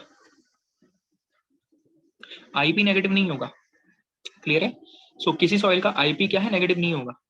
IP will not be negative. IP क्या है? Negative नहीं आएगा। अगर अगर अगर by chance, अगर बाई चांस नेगेटिव आया, अगर बाई चांस नेगेटिव आया, अगर बाई चांस नेगेटिव आया, आप उसको कितना रिपोर्ट करोगे? अगर बाई चांस नेगेटिव आया आप कितना रिपोर्ट करोगे? 0 रिपोर्ट करोगे। 0 से नीचे नहीं जाएगा आईपी, ठीक है? 0 से नीचे नहीं जाएगा आईपी, 0 से नीचे नहीं जाएगा। अगर 0, अगर नेगेटिव आया आप उसको 0 रिपोर्ट करोगे। अगर आईपी नेगेटिव आया आप उसको 0 रिपोर्ट करोगे, 0 से नीचे नहीं जाएगा आईपी, क्योंकि ऐसा पॉसिबल नहीं है। चलिए नेक्स्ट क्वेश्चन पे आओ जरा, फर्स्ट क्वेश्चन करो इसमें। सो फर्स्ट क्वेश्चन करो जरा, लिखो क्वेश्चन, लिखो एक क्वेश्चन लिखिए। In a soil specimen, in a soil specimen, in a soil specimen, question करो, in a soil specimen 70% of particles, 70% of particles in a soil specimen, 70% of particles are passing through, are 70% of particles are passing through 4.75 mm sieve, are passing through 4.75 mm sieve. So in a soil specimen, 70% of the particles are passing through 4.75 mm sieve, 4.75 mm sieve. Clear? And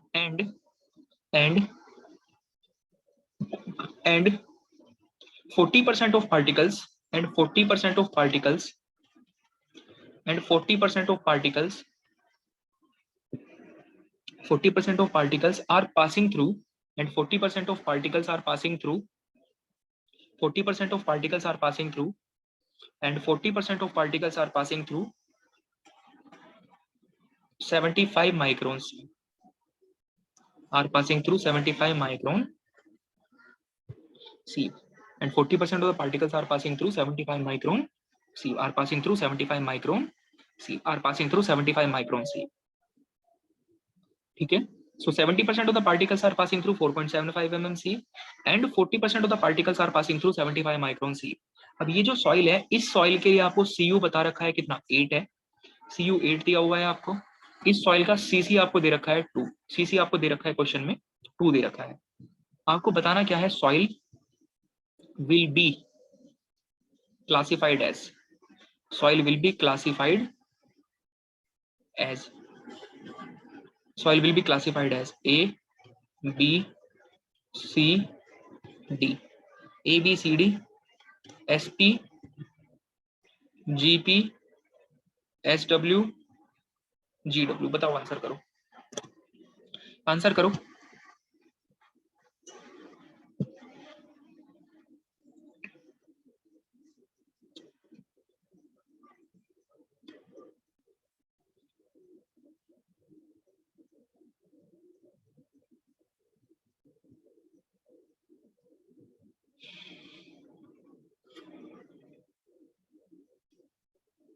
बोलो, करो answer.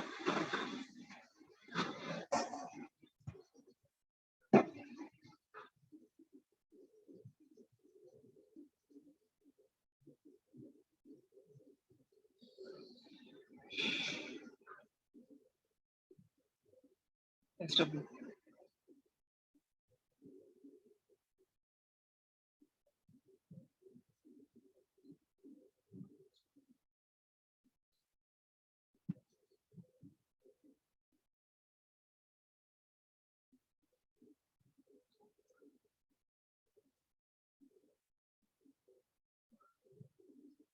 GW.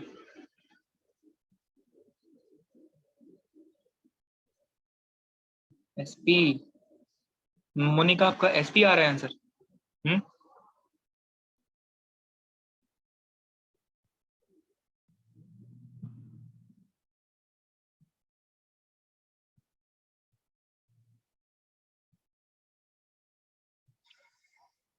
देखो जरा क्या करना है, 1 bye 1 step follow करते चलो, 1 bye 1 step follow करते चलो. जस्ट क्या करना है, सबसे पहले आप आइडेंटिफाई करोगे, सबसे पहले आइडेंटिफाई करोगे सॉइल कोर्स ग्रेन्ड है फिर फाइन ग्रेन्ड है. सबसे पहले फर्स्ट स्टेप क्या होता है, C more than F, C more than F. सबसे पहले आइडेंटिफाई क्या करोगे, सबसे पहले क्या आइडेंटिफाई करोगे कि सॉइल आपकी कोर्स ग्रेन्ड है फिर फाइन ग्रेन्ड है. सो सॉल्यूशन करते हैं इसका. आपका स्टेप 1 क्या रहता है, स्टेप 1 था, स्टेप 1 याद करो, स्टेप 1 आपके पास में क्या था कि to identify soil coarse grained है फिर फाइन ग्रेन्ड है. कैसे आइडेंटिफाई करते हैं, आइडेंटिफाई कैसे करते हैं, 75 माइक्रोन से. यस, आइडेंटिफाई कैसे करते हैं, 75 माइक्रोन से आइडेंटिफाई करते हैं. ये 75 माइक्रोन की सीव उठाई, 75 माइक्रोन की सीव उठा ली, ये सीव है 75 माइक्रोन की. अब depending on the data, depending on the data question में इसने क्लियर कट बताया है कि 40% of the particles are passing through 75 micron sieve. Step 1 आपके पास में क्या होता था, स्टेप 1 क्या था, स्टेप 1 था to check whether the soil is coarse grained या फिर फाइन ग्रेन्ड. चेक करो कोर्स ग्रेन्ड या फिर फाइन ग्रेन्ड है. सो इसमें क्या पता लग रहा है हमें, इसमें क्या पता लग रहा है कि भाई क्वेश्चन में क्लियर कट इसने कहा है कि 40% of the particles are passing through 75 micron sieve, है ना. अब चेक कैसे करते हैं कोर्स ग्रेन्ड या फिर फाइन ग्रेन्ड है, यूजिंग 75 माइक्रोन सीव. सो 40% पार्टिकल पास कर गए किससे, 75 माइक्रोन सीव से, यानी कि इससे जो छोटे पार्टिकल्स हैं 75 माइक्रोन से जो पार्टिकल्स पास करके नीचे गए वो कितने हैं? 40% है। अब मुझे ये बताओ, ये जो 40% पार्टिकल्स हैं ये एक्चुअली किसकी वैल्यू है? ये 40% एक्चुअली किसकी वैल्यू है? 40% किसकी वैल्यू है? ये फाइन ग्रेन सॉइल की वैल्यू है। ये फाइन ग्रेन का प्रपोर्शन है। ये किसका प्रपोर्शन है? ये फाइन ग्रेन सॉइल का प्रपोर्शन है आपके पास में। अगर 40% इससे नीचे पास करे हैं, अगर 40% 75 माइक्रोन से नीचे पास करे हैं, तो इसके ऊपर रिटेन कितने करे होंगे? इसके ऊपर रिटेन कितने किए होंगे? इसके ऊपर रिटेन कितने करें? 60% ना। 40% अगर पास करें हैं तो रिटेन कितने करें? 60%। रिटेन कर गए 60% आपके, रिटेन कर गए। ठीक है, रिटेन आर 60%। तो 60% पार्टिकल जो होंगे वो रिटेन करें कहाँ पे? इसके ऊपर रिटेन करें। 60% पार्टिकल्स इससे ऊपर रिटेन कर गए। क्लियर है? ये 60% है। चलिए, अब ये जो 60% है ये एक्चुअली है क्या? ये कौन सी फ्रैक्शन है? ये कौन सी सॉइल का फ्रैक्शन है? ये कौन सी सॉइल है? ये कोर्स ग्रेन सॉइल है। ये कौन सी सॉइल है आपके पास में? ये कोर्स ग्रेन सॉइल है। सो ये कोर्स ग्रेन सॉइल है। अब इसको देखने के बाद आपको क्या पता लगा कि भाई 60% तो कोर्स ग्रेन था एंड 40% था फाइन ग्रेन। 60% था कोर्स ग्रेन, 40% था फाइन ग्रेन, यानी कि कोर्स ग्रेन का फ्रैक्शन फाइन ग्रेन के फ्रैक्शन से ज्यादा है। इसका मतलब क्या बन गई सॉइल आपकी? सॉइल क्या बन गई? कोर्स ग्रेन का फ्रैक्शन फाइन ग्रेन के फ्रैक्शन से ज्यादा है। क्या है सॉइल आपकी? कोर्स ग्रेन सॉइल है। कोर्स ग्रेन सॉइल है ना। सो क्लियर है कि आपके पास में कोर्स ग्रेन सॉइल है। ये चीज आपको समझ में आई? ये चीज समझ में आती है सबको? क्लियर है? ये चीज सबको समझ में आई? चलिए, सो ये क्या है? कोर्स ग्रेन सॉइल है। सो स्टेप वन आपका, स्टेप वन कंप्लीट हो गया। स्टेप वन कंप्लीट हो चुका। स्टेप वन क्लियरली आया सबको समझ में? कंप्लीट है सबका स्टेप वन। चलिए, स्टेप वन क्लियर है। नाउ अब मुझे बताओ अगर स्टेप वन में आपकी कोर्स ग्रेन निकल कर आई, अगर स्टेप वन में आपकी सॉइल कोर्स ग्रेन निकल कर आई, तो अब स्टेप टू में आप क्या करोगे? अब स्टेप टू में क्या चेक करोगे? स्टेप टू में क्या चेक करोगे? सैंड है या फिर ग्रेवल है? स्टेप टू में आप चेक करोगे कि भाई सैंड है या फिर ग्रेवल है। कैसे चेक करोगे? स्टेप टू में चेक करोगे कि सैंड है या ग्रेवल है। कैसे चेक करेंगे? कैसे चेक करेंगे? 4.75 mm से। 4.75 mm से पास करवाएंगे। लेकिन ये तो बताओ 4.75 mm से किन पार्टिकल्स को पास करवाओगे? 4.75 mm से कौन से पार्टिकल को पास करवाओगे? इन टोटल पार्टिकल्स को या 60% पार्टिकल्स को? इन सिर्फ 60% को। यस बिल्कुल, 60% पार्टिकल्स को आप पास कराओगे किससे? 4.75 mm से पास करवाओ। सो ये क्या है आपके पास में? ये है 60% पार्टिकल्स। ये 60% पार्टिकल्स है। इन 60% पार्टिकल्स को पास कराओ किससे? 4.75 mm से पास करवाओ। ये है आपके पास में क्या? 4.75 mm सी। इनको इससे पास करवाओ। इनको इससे पास करवाओ। जब आपने इनको इनसे पास कराया तो कुछ पार्टिकल इसके ऊपर रुके और कुछ पार्टिकल यहाँ से पास करके नीचे आए। अब मुझे ये बताओ, जरा मुझे ये बताओ, ये टोटल कितना था? ये पार्ट टोटल कितना था? 60% था। 60% था टोटल पार्ट। 60% था टोटल पार्ट। अब क्वेश्चन में इसने क्या कहा? 70% of the particles are passing through 4.75 mm sieve. 70% particles pass कर रहे हैं किससे? 4.75 mm सीव से। तो मुझे ये बताओ कितने परसेंट पार्टिकल टोटल रुके उसके ऊपर? 4.75 mm के ऊपर रुक कितने गए? 30% पार्टिकल्स। कितने परसेंट पार्टिकल रुके? बोलो भाई। 70% पार्टिकल अगर 30% ही रुके ना, सो क्या रुके आपके पास में? 30% पार्टिकल्स रुक गए। और ये 30% जो है, 30% जो है ये एक्चुअली कौन सी सॉइल है? ये 30% कौन सी सॉइल है? ये ग्रेवल है। 30% क्या है? 30% है ग्रेवल। अब मुझे आप जस्ट एक बात ये बता दो, अब मुझे जस्ट आप एक बात ये बताओ, इस सॉइल में ग्रेवल कितना परसेंट है? इस सॉइल में ग्रेवल कितना परसेंट है? इस सॉइल में ग्रेवल कितना है? 30% है। इस सॉइल में फाइन ग्रेन कितना है? इस सॉइल में फाइन ग्रेन कितनी है? इस सॉइल में फाइन ग्रेन कितनी है? 40% है। सो इस टोटल सॉइल में फाइन ग्रेन है 40%। आगे नेक्स्ट पेज पे चलते हैं। सो ये क्या है? 40% है इस सॉइल में फाइन ग्रेन। 30% है ग्रेवल। 30% है ग्रेवल। सो मुझे आप जस्ट ये बताओ, अब मुझे जस्ट ये बताओ सैंड कितना है? सैंड कितना है? बोलो खुद से बोलो, सैंड कितना है? 30% ही तो है। 30% ही तो है। अरे 70% है मीनाक्षी। हाँ मीनाक्षी 70% है सैंड।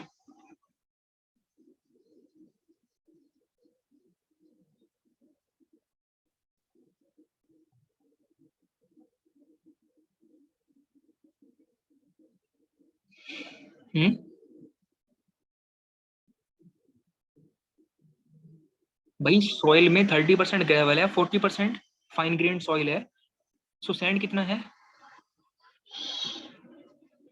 सब लोग बताओ ना सैंड कितना है। अरे यही फ्रैक्शन तो है सैंड का, यही फ्रैक्शन तो सैंड है, दिस इज सैंड ओनली। यही तो है सैंड, और ये है कितनी? यही तो है 30%। तो यानी कि आपके पास सबके प्रपोर्शन आ चुके हैं। अब देखो जरा नेक्स्ट पेज पे चलते हैं। तो यहाँ से क्या पता लगा, ग्रेवल कितना है? 30% है। सैंड कितना है? 30% है। और फाइन ग्रेन कितना है? 40% है। फाइन ग्रेड है 40%, फाइन ग्रेड है आपके पास में 40% है। स्टेप 2 में आपको क्या पता करना था? स्टेप 2 में आपको क्या पता करना था? कि सैंड है या फिर ग्रेवल है। स्टेप 2 में आपको क्या पता करना था? कि सैंड है या फिर ग्रेवल है, सैंड है या फिर ग्रेवल है। स्टेप 2 में आपको ये पता करना था। लेकिन कैसे पता करते हो आप पता कैसे करते हो? With the help of the proportion. आप पता कैसे करते हो? With the help of proportion आप ये चीज पता करते हो कि भाई सैंड है या फिर ग्रेवल है, प्रोपोर्शन चेक करोगे।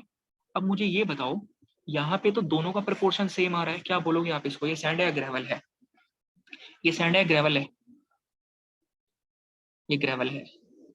यस, ये ग्रेवल है। क्यों लेंगे ग्रेवल? अपने नोट्स को ओपन करके देखो, आपको उसका रीजन समझ में आ जाएगा। जब मैंने बताया था ना कि ग्रेवल क्या बोलते हो, ग्रेवल के लिए क्या कंडीशन थी, उसको देखो नोट्स में क्लियर कट लिखी हुई है कि when the proportion of the gravel is more than or equal to, when the proportion of the gravel is more than or equal to, in that case आप क्या बोलते हो? सैंपल को ग्रेवल बोलते हो। सो क्या है? सिंस ग्रेटर देन और equal to, yes, since gravel is more than, since gravel is equal to sand, हम क्या बोलेंगे? It is gravel. ये है क्या एक्चुअल में आपके पास में? ग्रेवल है।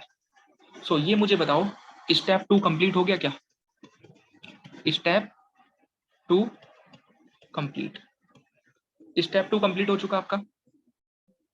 बता दीजिए एक बार, स्टेप 2 कंप्लीट हो गया है? स्टेप 2 कंप्लीट है सबका? स्टेप 2 कंप्लीट है। अब स्टेप 3 में आपको क्या चेक करना था? स्टेप 3 में क्या करना होता है? स्टेप 3 में क्या चेक करना होता है?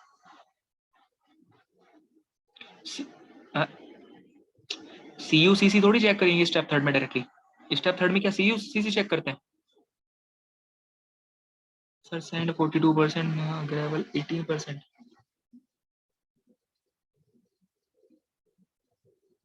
परसेंटेज फाइनेंस चेक करते हो? स्टेप 3 में क्या चेक करते हो? परसेंटेज फाइनेंस चेक करते हैं। स्टेप 3 में चेक करते हैं परसेंटेज फाइनेंस। अब परसेंटेज फाइनेंस के बेसिस पे, परसेंटेज फाइनेंस के बेसिस पे आप अलग अलग केसेस बनाते हो। 5% वाला केस, 40% वाला केस, या फिर 5% वाला केस, 12% वाला केस, या फिर 5 से 12% वाला केस। आप ये 3 केस बनाते हो। परसेंटेज फाइनेंस के बेसिस पे आप 3 केस बनाते हो, 5%, 12% वाला, या फिर आपका केस होता है कौन से वाला? आपका केस होता है भाई 5 से 12% वाला। लेकिन मुझे ये बताओ, इसमें परसेंटेज फाइनेंस कितना निकल के आ रहा है? इसमें परसेंटेज फाइनेंस कितना निकल के आ रहा है? कितना आ रहा है परसेंट? 40% आ रहा है। तो एक्चुअली में कौन सा केस है आपके पास? एक्चुअली में ये केस है कौन सा? केस है कौन सा एक्चुअल में आपके पास में? 12% से ज्यादा वाला केस है। अगर ये 12% से ज्यादा वाला केस है तो आपको यहाँ पे सिंबल किस तरह से देने चाहिए थे? क्या एक्चुअल में सिंबल होने चाहिए थे? सिंबल्स होने किस तरह से चाहिए थे एक्चुअल में?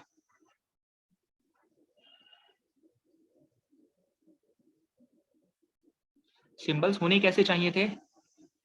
बताओ ना, 12% वाले केस में कैसे सिंबल देते थे आप?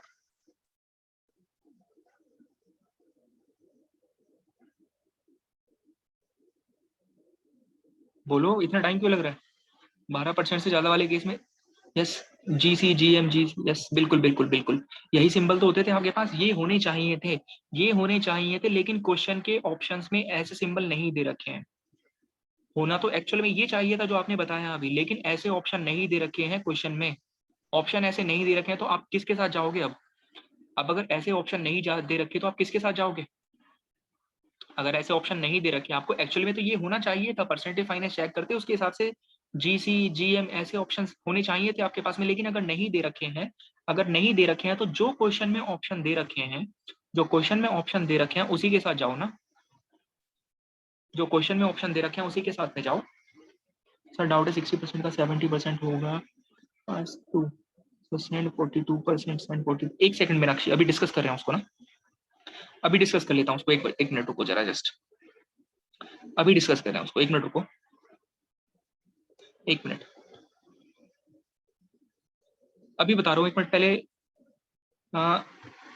अभी इस वाली चीज को देखो जरा, अभी जो मैं समझा रहा हूँ उसको समझ लो, उसके आपके आपके डाउट को एक मिनट डिस्कस कर रहे हैं अभी। सो अभी क्वेश्चन में ऑप्शन अगर नहीं दे रखे हैं तो क्या करो, जो ऑप्शन दे रखे हैं उसके हिसाब से आंसर करो। मुझे ये बताओ एसपी आएगा क्या आंसर, एसपी आएगा क्या आंसर?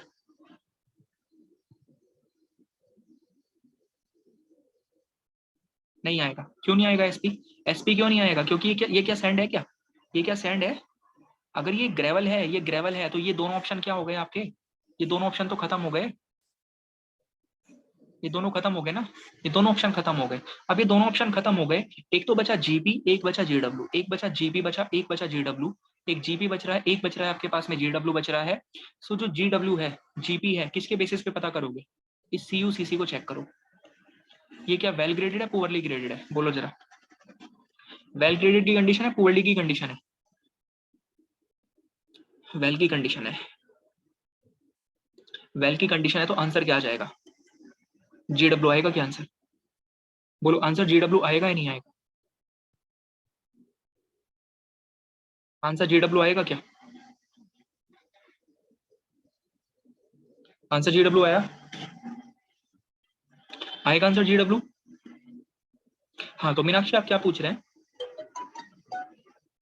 एक सेकेंड, आपका क्वेश्चन क्लियर अच्छा क्लियर हो गया? क्लियर हो गया है पक्का? ओके चलो क्लियर हो गया, बढ़िया है, मुबारक हो। क्वेश्चन नहीं पढ़ा था, ओके क्वेश्चन नहीं पढ़ा था, चलो ठीक है। सो ये क्वेश्चन सभी को क्लियर है, एक अच्छा क्वेश्चन था, आपको यहाँ पे आया होगा, थोड़ा बहुत आइडिया लगा होगा कि किस तरह से आपको स्टेप्स को अप्लाई करना पड़ता है, how to apply this steps, इसके बारे में थोड़ा आइडिया लगा होगा। नाउ नेक्स्ट क्वेश्चन पे चलते हैं, एक और क्वेश्चन करते हैं। सो नेक्स्ट क्वेश्चन पे चलते हैं, अपने नेक्स्ट क्वेश्चन पे चलते हैं, let's move to the next question. Next question है आपके पास में, यस लिखो, नेक्स्ट क्वेश्चन करो जरा।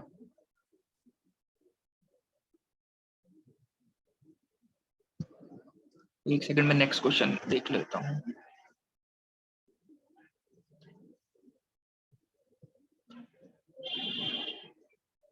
बताओ जरा, नेक्स्ट क्वेश्चन करो। A fine grain soil, a fine grain soil लिखो, नेक्स्ट क्वेश्चन है। A fine grain soil, a fine grain soil is found to be plastic. A fine grained soil is found to be plastic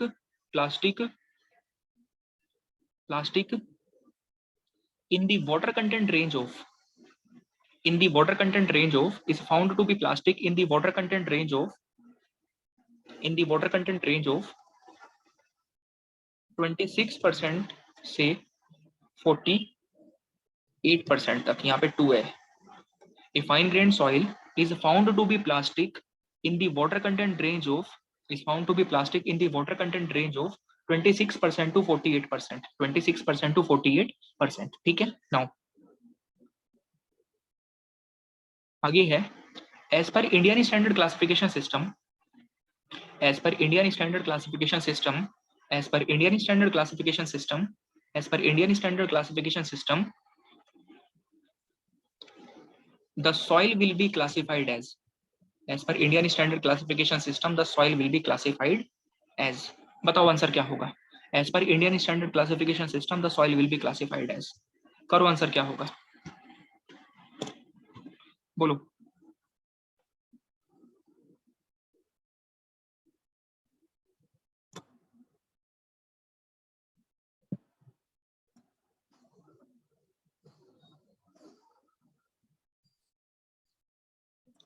पूजा पूरा question repeat करना है। A fine grained soil, a fine grained soil is found to be plastic, is found to be plastic in the water content range of, a fine grained soil is found to be plastic in the water content range of 26% to 48%, ठीक है। As per Indian standard classification system the soil will be called as per Indian standard classification system the soil will be called as. ये question है, बोलो answer क्या होगा, बताओ answer बताइए।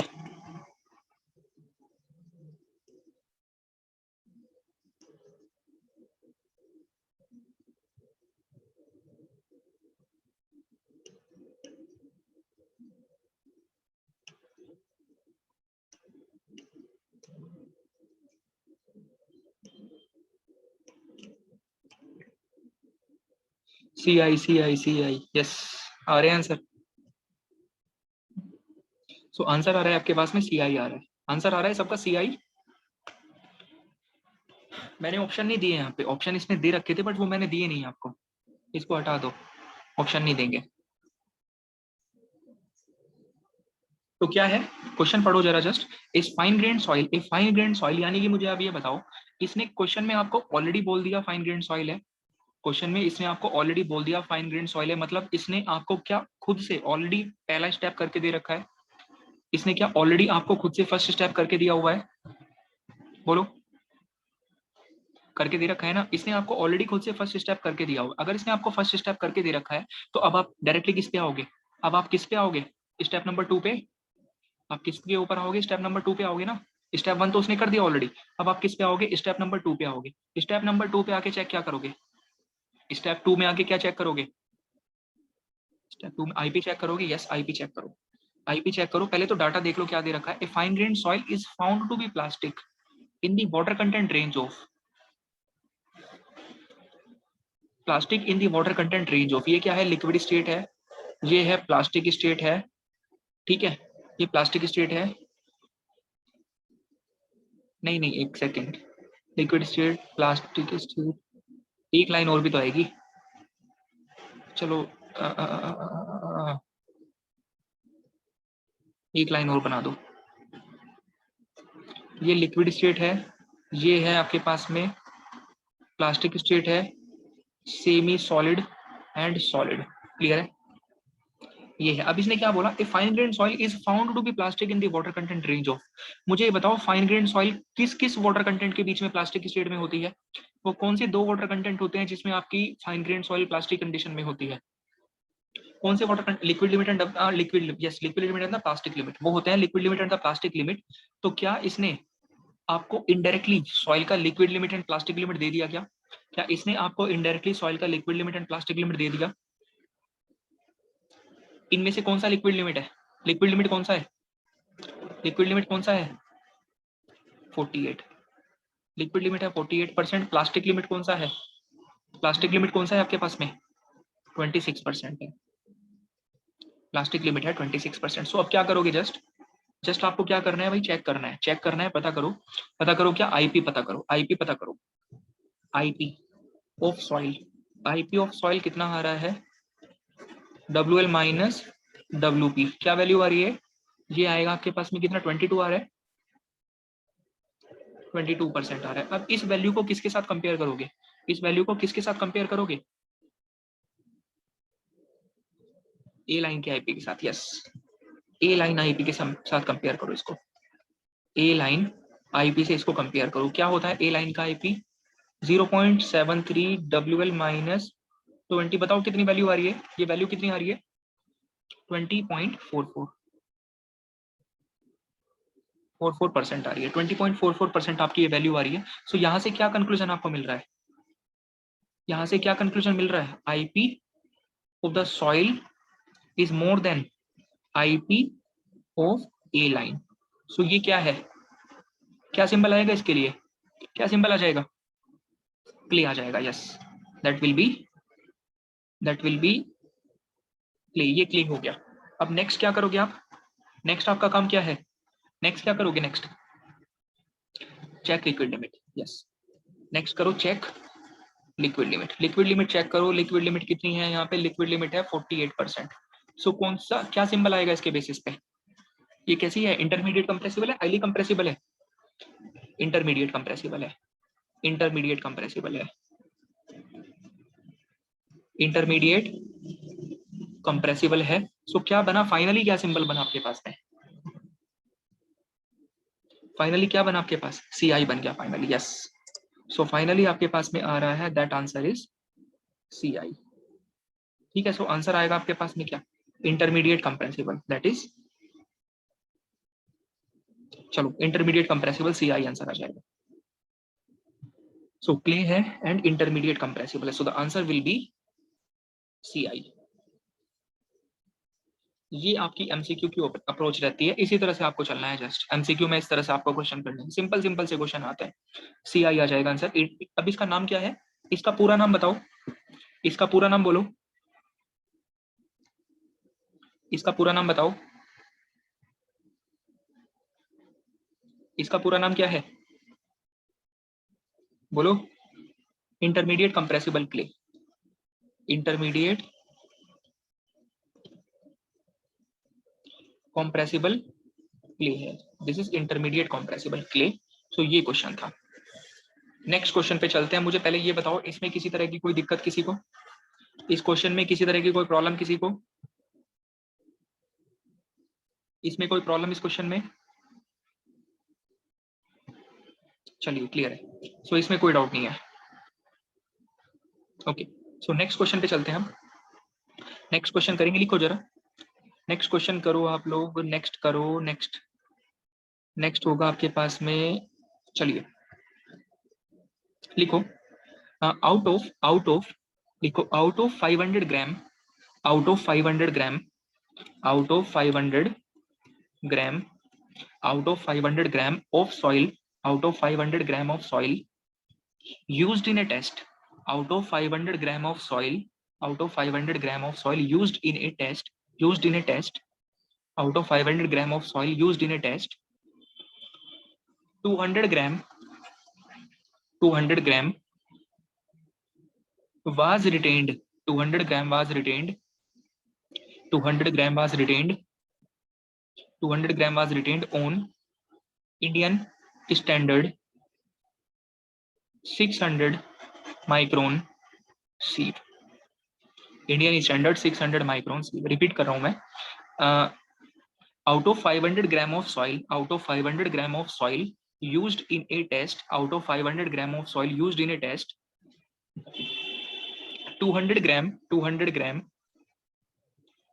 was retained, 200 gram was retained on Indian standard, 200 gram was retained on Indian standard 600 micron sieve, Indian standard 600 micron sieve, Indian standard 600 micron sieve, Indian standard 600 micron सीव, 600 micron सीव। आगे लिखो, 250 ग्राम, 250 ग्राम, 250 ग्राम was retained on, 250 gram was retained on, 250 gram was retained on Indian standard 500 micron सीव, Indian standard 500 micron सीव, 500 micron सीव and remaining and remaining 50 gram and remaining 50 gram and remaining 50 gram was retained on, and remaining 50 gram was retained on, was retained on 425 micron C, was retained on 425 micron C, was retained on 425 micron C, 425 micron C, 425 micron C, 425 micron C, 425 micron C. So बताओ जरा, इसमें A part है question का, determine, A part है question का, determine, determine C U, coefficient of uniformity बताओ, coefficient of uniformity बताना है, कोफिशिएंट ऑफ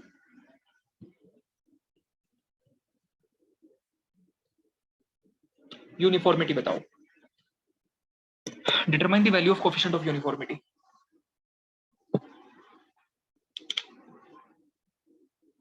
बताओ।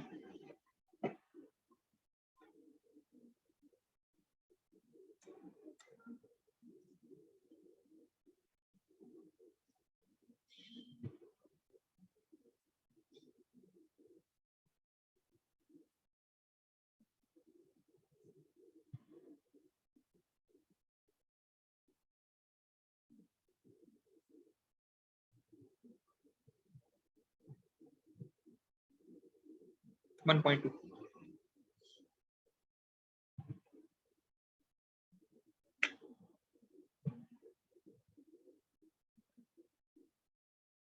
1.2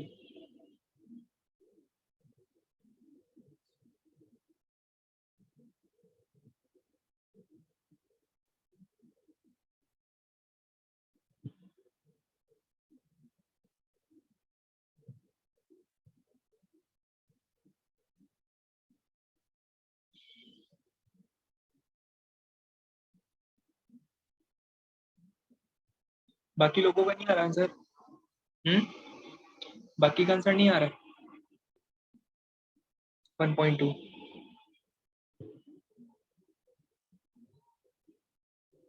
1.2 1.2 1.2 आ रहे आंसर 1.2। चलो बढ़िया। देखो क्या करना है, सिंपल सीयू बताना है। सीयू जब मैंने आपको बताया था, सीयू बताने के लिए आपसे रिक्वायरमेंट है आपको किसकी? आपको रिक्वायरमेंट है सीयू का फॉर्मूला क्या होता है। चलो इसको सॉल्यूशन करते हैं। सॉल्यूशन करना है इसका। सीयू फॉर्मूला क्या होता है? What is the formula for CU? CU का फॉर्मूला क्या होता है? d60/d10। यस, फॉर्मूला है आपके पास में d60/d10। The formula for CU is d60/d10। d60/d10 formula होता है आपके पास में। अब ये वैल्यू कहां से निकाल कर लेकर आओगे आप d60/d10 की? d60/d10 कैसे निकाल के लेके आओगे? आपको d60 चाहिए, d10 चाहिए। सिंपली क्या करो, पूरा का पूरा आपको यहाँ पे वो जो सीव एनालिसिस का वो जो टेबल होता था ना, सीव एनालिसिस की वो जो टेबल आपको एक बनवाई थी जब आपको सीव एनालिसिस पढ़ाया था, सीव एनालिसिस में एक टेबल बनानी सिखाई थी आपको, एक टेबल बनानी सिखाई थी। वैसे ही as it is same to same table आपको यहाँ पे फॉर्म करनी पड़ेगी। सेम टेबल आपको यहाँ पे फॉर्म करनी पड़ेगी बिल्कुल। देखो क्या क्या था, कैसी टेबल थी वो? साइज ऑफ सी, साइज हो गया। दूसरा क्या होता था? Weight retained, percentage weight retained cumulative, percentage wait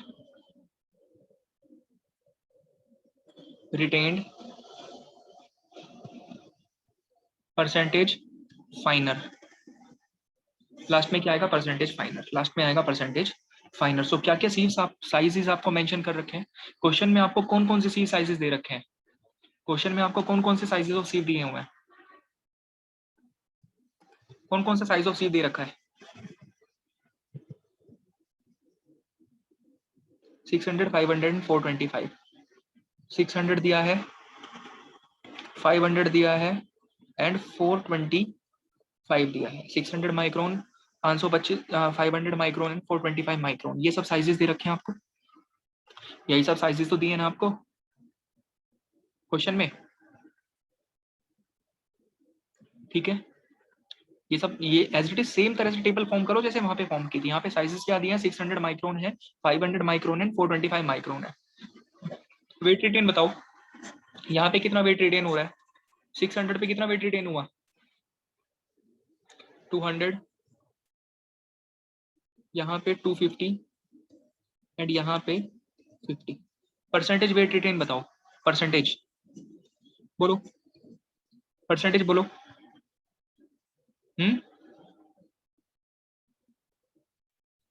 40%, 50%, 10%। Cumulative percentage weight retained 40%, 90%, 100%। Percentage finer बोलो, percentage finer, percentage finer 60, 60%, 10% and 0%। पहले तो मुझे ये बताओ, सब लोगों को ये टेबल क्लियर है नहीं है?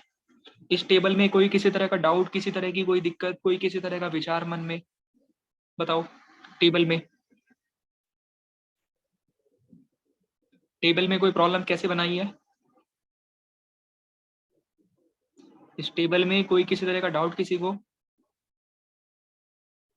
चलिए क्लियर है। अगर डाउट होता भी, अगर बाई सर कोई विचार नहीं है, अगर बाई चांस डाउट होता भी, अगर इस टेबल में किसी तरह का डाउट होता भी तो मैं क्या बोलता आपको? अगर कोई डाउट होता तो मैं क्या बोलता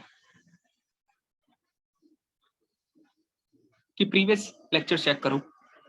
अगर डाउट होता तो सिंपली उसका क्या आंसर था? उसका एक ही आंसर था कि भाई प्रीवियस चीजें चेक करो, ठीक है, और कोई इसका आंसर नहीं था। ठीक है चलो,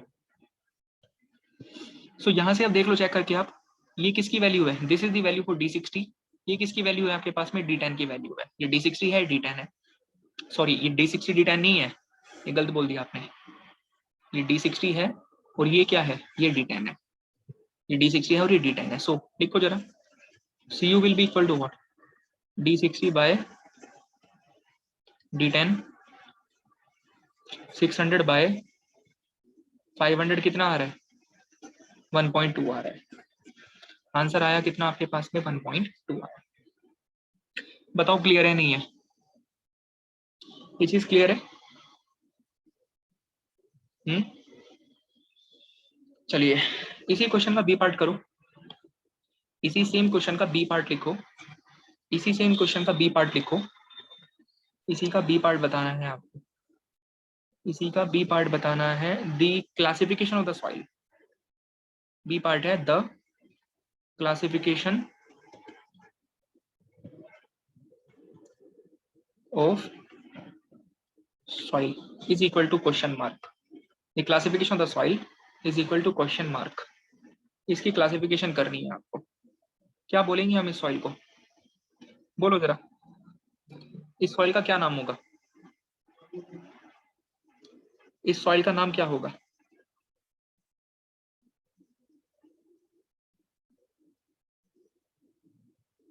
इस सॉइल का नाम क्या होगा? Medium sand, medium sand, sand. Option सुन लो पहले, ऑप्शन सुन लो आप लोग ऑप्शन सुन लो, ऑप्शन सुन लो। ऑप्शन है SW, GW, SP, GP। अब बताओ आंसर क्या है? अब बोलो आंसर क्या है?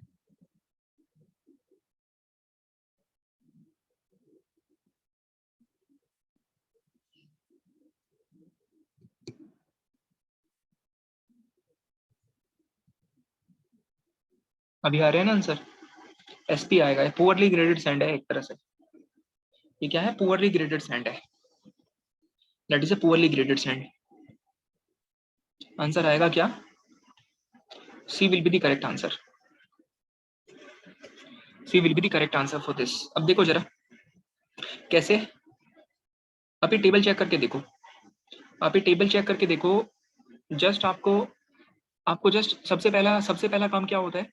स्टेप वाइज लेके चलो सारी चीजों को। फिर से कहाँ गए हम? ये चल रहा था ना, बिल्कुल स्टेप वाइज लेके चलो। स्टेप 1 क्या था? स्टेप 1 क्या होता है आपके पास में? स्टेप 1 क्या होता है? स्टेप 1 बताओ। स्टेप 1 क्या होता है? कोर्स है या फिर फाइन है, ये चेक करना होता है स्टेप 1। स्टेप 1 होता है कोर्स है या फिर फाइन है, ये चीज चेक करना आपका स्टेप 1 होता है। स्टेप 1 होता है कोर्स है या फाइन है, ये चीज चेक करना काम होता है। अब मुझे इस सॉइल सैंपल के साइजेस को देख के, इसमें आप ये खुद से चेक करो, क्या इस सॉइल में क्या 425 माइक्रोन से कोई छोटे पार्टिकल हैं क्या? क्या यहाँ पे कोई 425 माइक्रोन से छोटे पार्टिकल हैं? कोई नहीं है। सारे के सारे पार्टिकल बड़े हैं किससे? 425 माइक्रोन से। सारे के सारे पार्टिकल बड़े हैं 425 माइक्रोन से। अगर सारे के सारे पार्टिकल 425 माइक्रोन से बड़े हैं, सारे पार्टिकल 425 माइक्रोन से बड़े हैं, मतलब कौन सी सॉइल है? ये कौन सी सॉइल है? ये कोर्स ग्रेन सॉइल है। ये कोर्स ग्रेन सॉइल है। यहाँ पे तो 425 माइक्रोन से छोटे नहीं है, और आपको तो 75 से छोटे होने चाहिए थे। फाइन ग्रेड होने के लिए तो 75 से छोटे होने चाहिए थे। यहाँ पे तो 425 माइक्रोन से ही छोटा कोई नहीं है। तो ये क्या है? पूरी की पूरी कोर्स ग्रेन सॉइल है। Since no particle finer than 75 microns, so it is coarse grained soil, coarse grained soil। Step 2, step 2 कौन सा होता है? स्टेप 2 में क्या चेक करते हैं? सैंड या फिर ग्रेवल।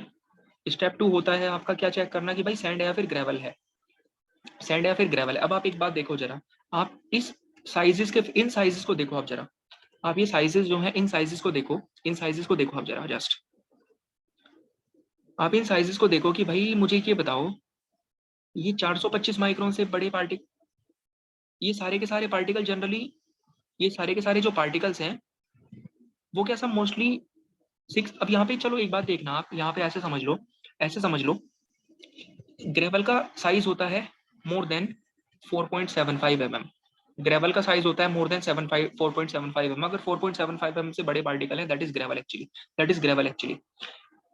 यस, यहाँ पे क्या है, यहाँ पे क्या है, 600 माइक्रोन से, 600 माइक्रोन से छोटे पार्टिकल कितने हैं, 600 माइक्रोन से छोटे पार्टिकल कितने हैं, आप ये इतना डिटेलिंग में बताने की रिक्वायरमेंट नहीं है, सारे के सारे आप फ्रैक्शन देखो तो ये सब सैंड के तो फ्रैक्शन है, ये सारा का सारा जो भी साइजेस हैं यहाँ पे अवेलेबल ये सब सैंड फ्रैक्शन के ही है क्या। अब देखो 600 माइक्रोन, 500 माइक्रोन, 425 माइक्रोन के ये सब सैंड ही है, ये क्या सब सैंड का फ्रैक्शन है, ये क्या सब सैंड का ही फ्रैक्शन है। तो इसमें इसमें बेसिकली ग्रेवल क्या है, हो सकता है कि थोड़ा बहुत हो या फिर ना हो, ऐसी भी पॉसिबिलिटी है कि ना हो। सो मोस्टली कैसा है, सारा का सारा सैंड का फ्रैक्शन है, तो ये क्या है बेसिकली, सैंड है ग्रेवल है, ये सैंड है या फिर ग्रेवल है,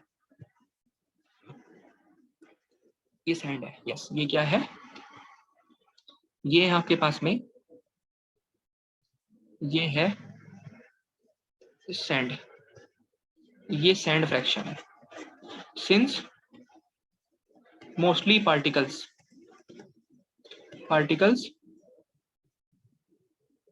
बिटवीन 75, नहीं ऐसे लिखो, मोस्टली पार्टिकल बिटवीन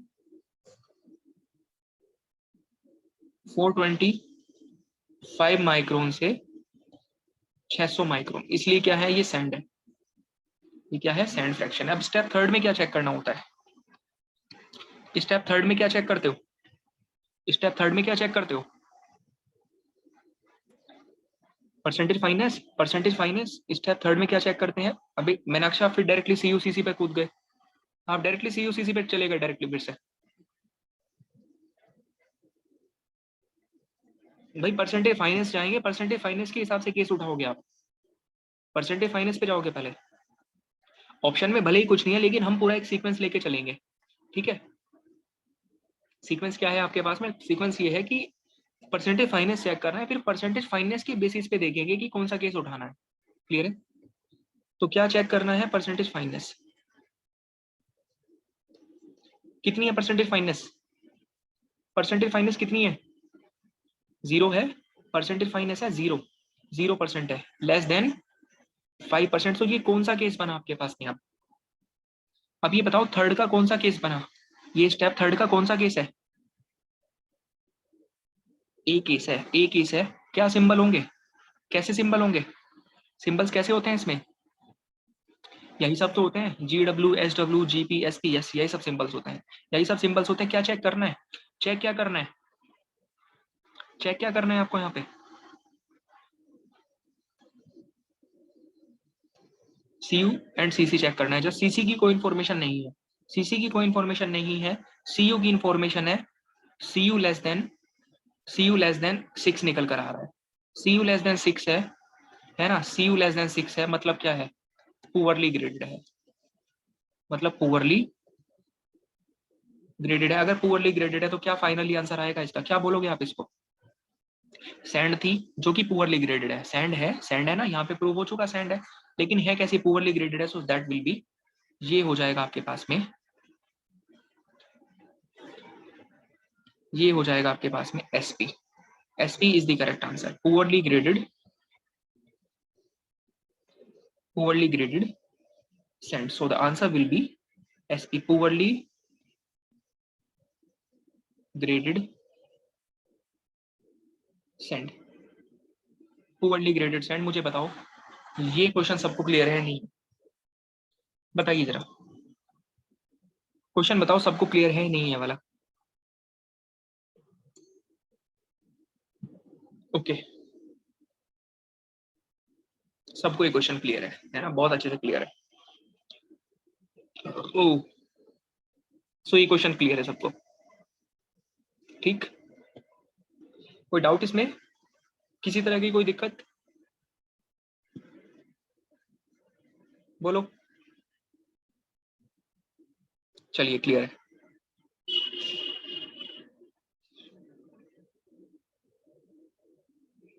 मतलब ये बताओ आप कि जो जिस जिस तरह से आपको स्टेप्स बताए थे, जिस जिस तरह से आपको स्टेप्स बताए हैं, चीजें बताए हैं, सारी की सारी अप्लाई करनी पड़ रही है आपको, हर एक चीज आपको अप्लाई करनी पड़ेगी। बट आप जस्ट उन तरीकों को फॉलो करते चलना जो मैंने बता रखे हैं, जो चीजें आपको बताई गई हैं, जो सीक्वेंस आपको बताया गया, जो तरीका आपको बताया गया, आप जस्ट उसको फॉलो करते चलो, क्वेश्चन आपसे बहुत आराम से होंगे, क्वेश्चन आपसे बहुत आराम से हो जाएंगे, आप जस्ट उसको लेके चलो। अ, अगर ये सारी चीजें आप लेके चलते हो ना, तो इतना मोस्टली मैं आपको बोल देता हूँ कि कोई क्वेश्चन आपका छूटेगा नहीं प्रीवियस ईयर का। लाइन से सारे के सारे क्वेश्चन आप बहुत इजीली कर दोगे अगर आपने अच्छे से चीजें पढ़ रखी हैं तो मतलब समझाया है मैंने उस चीज को, अगर आपने प्रॉपर्ली रिवाइज कर रखा है तो बहुत आराम से आपसे क्वेश्चन होंगे। ठीक है, और इतना कंसाइज वे में, इतना कंसाइज वे में, इतना सही से आपका ये सब्जेक्ट हो जाएगा। इंपॉर्टेंट तो है ही, आपको भी पता है कि कितना इंपॉर्टेंट सब्जेक्ट आपका है, बहुत इंपॉर्टेंट है। किसी भी एग्जाम के पर्पज से देख लो चाहे आप उठा के, बहुत इंपॉर्टेंट है। ठीक है, तो इंपॉर्टेंट है तो उसको पढ़ भी उसी हिसाब से रहे, सिंस इंपॉर्टेंट है तो उसको पढ़ भी हिसाब से रहे हैं। अब मुझे आप ये बताओ, ऐसा नहीं होता कि आप अभी करंटली एक एग्जाम के हिसाब से पढ़ रहे हो, फिर कल कोई मार्केट में दूसरा पेपर आएगा उसके अलग से पढ़ोगे।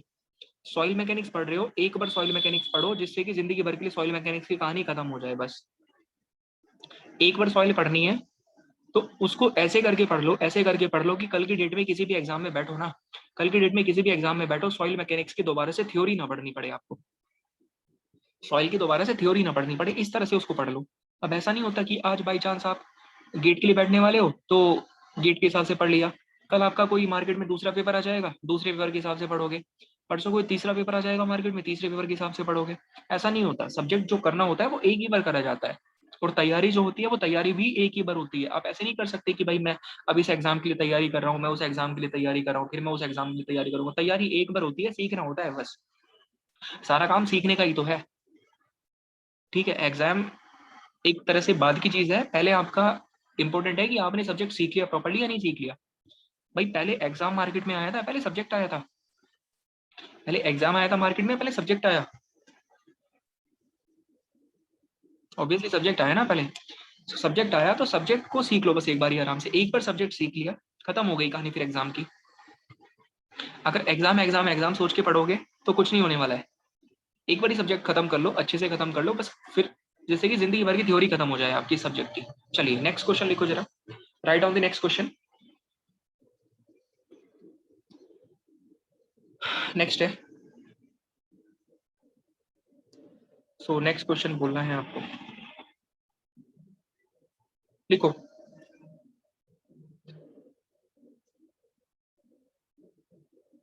हाँ लिखो, percentage finer than, main data बोल रहा हूँ मैं आपको, क्वेश्चन का मेन डाटा बोल रहा हूँ। Percentage finer than, percentage finer than, question का मेन डाटा बता रहा हूँ हमको, percentage finer than 4.75 mm, percentage finer than 4.75 mm, 4.75 mm 60, percentage finer than 4.75 mm 60, percentage finer than 4.75 mm 60, 60%। Next, percentage finer than, percentage finer than, percentage finer than 75 micron, percentage finer than 75 micron, percentage finer than 75 micron, percentage finer than 75 micron 30, percentage finer than 75 micron 30, 30%, 30%। सो क्या लिखा आपने, पहले लिखा percentage finer than 4.75 mm 60%, फिर आपने लिखा percentage finer than 75 micron 30%, आगे लिखो liquid limit, liquid limit 35%, liquid limit है 35%, 35%, प्लास्टिक लिमिट है 27%, plastic limit is 27%, plastic limit है 27% है, प्लास्टिक लिमिट है 27%।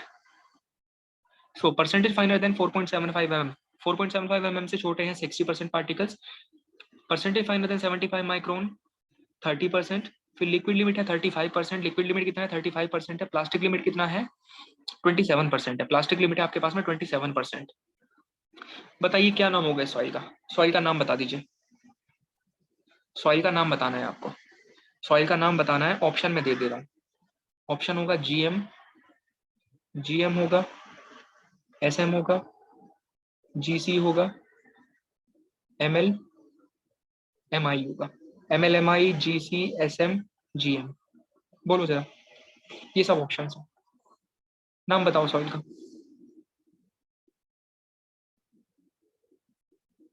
जीसी।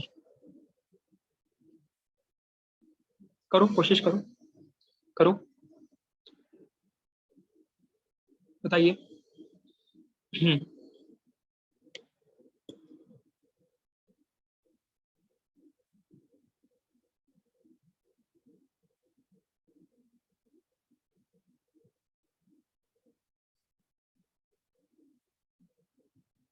बताओ आंसर क्या होगा।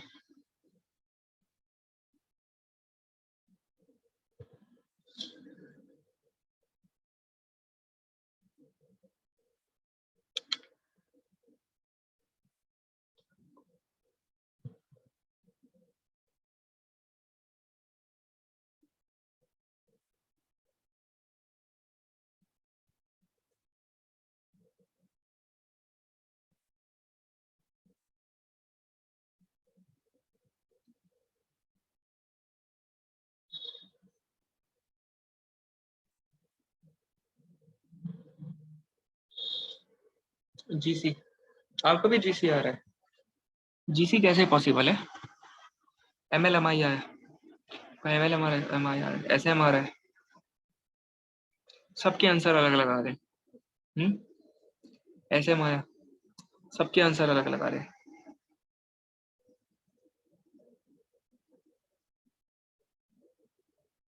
एसएम आ रहा है, चलो एसएम आ रहा है। करो, इसको ट्राई करो। सॉल्यूशन इसका कल डिस्कस करते हैं।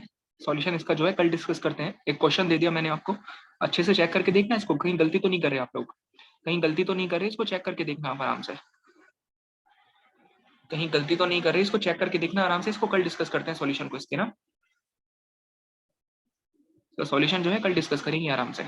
अच्छा, एक एक जैसे जैसे सिंपल सी चीज है कि भाई अब धीरे धीरे आपके पास में आगे जो आने वाली चीजें हैं, मैं एक तरह से बताऊं, ये जो अभी आपका करंटली पार्ट चल रहा है ना सॉइल का, जीसी चल रहा है, जीसी। ओके, जीसी आया। ये जो अभी आपका करंटली इस समय पे जो पार्ट आया, आप जीसी जीसी बोल रहे हो सब लोग, आप क्या बोल रहे हो? जीसी बोल रहे हो। जरा आईपी को एक बार कंपेयर करना, आईपी कितना आ रहा है सॉइल का? सॉइल का आईपी कितना है? आईपी कितना है सॉइल का? W L minus W P, W L minus W P 8 आ रहा है, 8% आ रहा है। एक बार जरा ए लाइन का निकाल के देखना आईपी, ए लाइन का आईपी बताइए कितना आ रहा है? 10.95 आ रहा है, 10.95 आ रहा है। तो फिर भी आप इसको सी जीसी जीसी बोल रहे हो, बताओ। हम्म, इसके बाद भी आप इसको जीसी जीसी बोल रहे हो बार बार।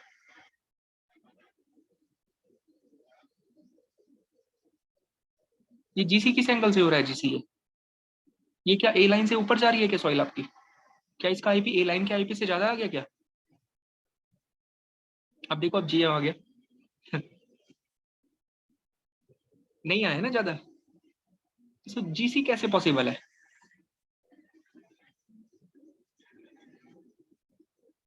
हम्म, कंपेयर करते टाइम, हाँ बिल्कुल। तो मतलब ये छोटी छोटी गलतियां हो जाती हैं, देखो एग्जाम में। अभी तो जैसे कि जस्ट आप क्लास कर रहे हो तो इतना कोई प्रेशर नहीं है सर पे, लेकिन एग्जाम में इस तरह की छोटी छोटी गलतियां होती हैं हमसे। ए लाइन को आईपी से चेंज कर दिया। हम्म, ए लाइन, इस तरह की छोटी छोटी गलतियां हो जाती हैं एग्जाम्स में। तो मतलब कहाँ से आ रहा है देखो जीसी, बताओ। अभी अभी बाकी लोग बोल रहे, अभी बाकी लोग बोल रहे हो इसमें। सो ये क्या है? ये क्या है? ये आपका जीसी, ये सी है या फिर एम है? ये सी है या फिर एम है?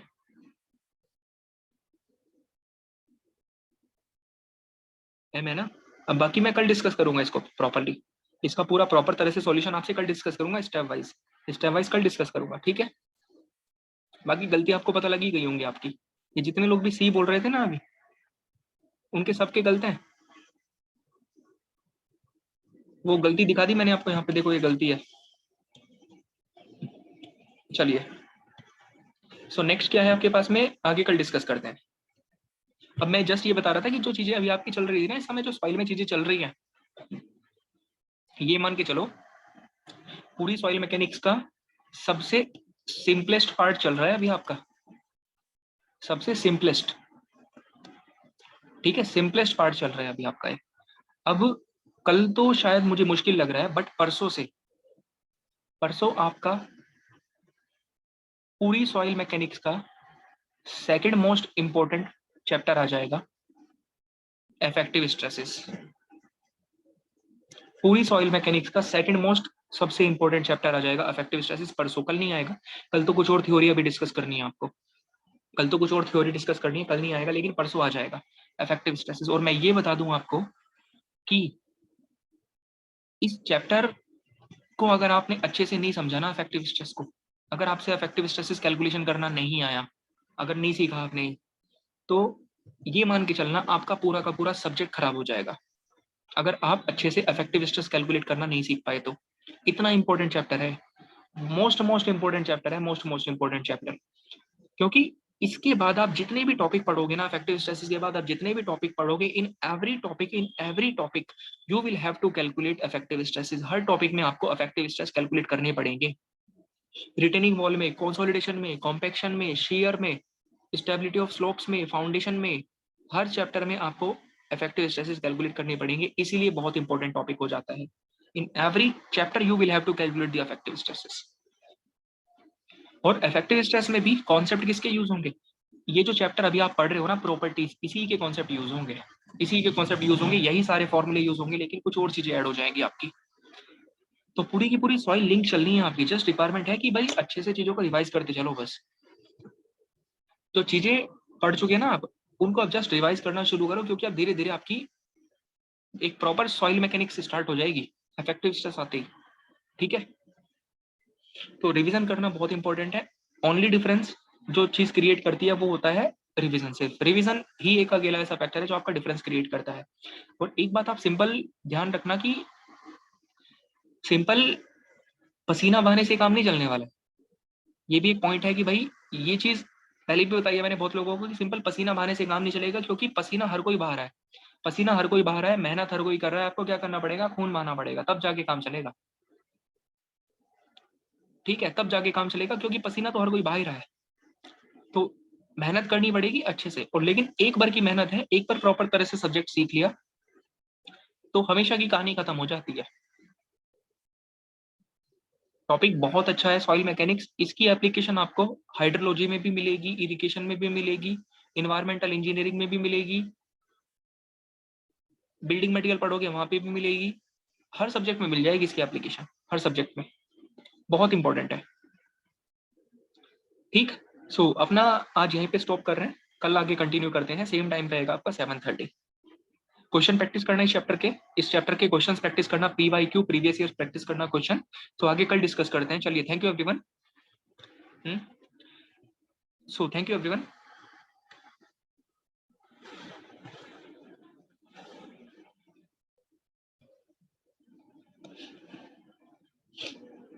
Good night everyone.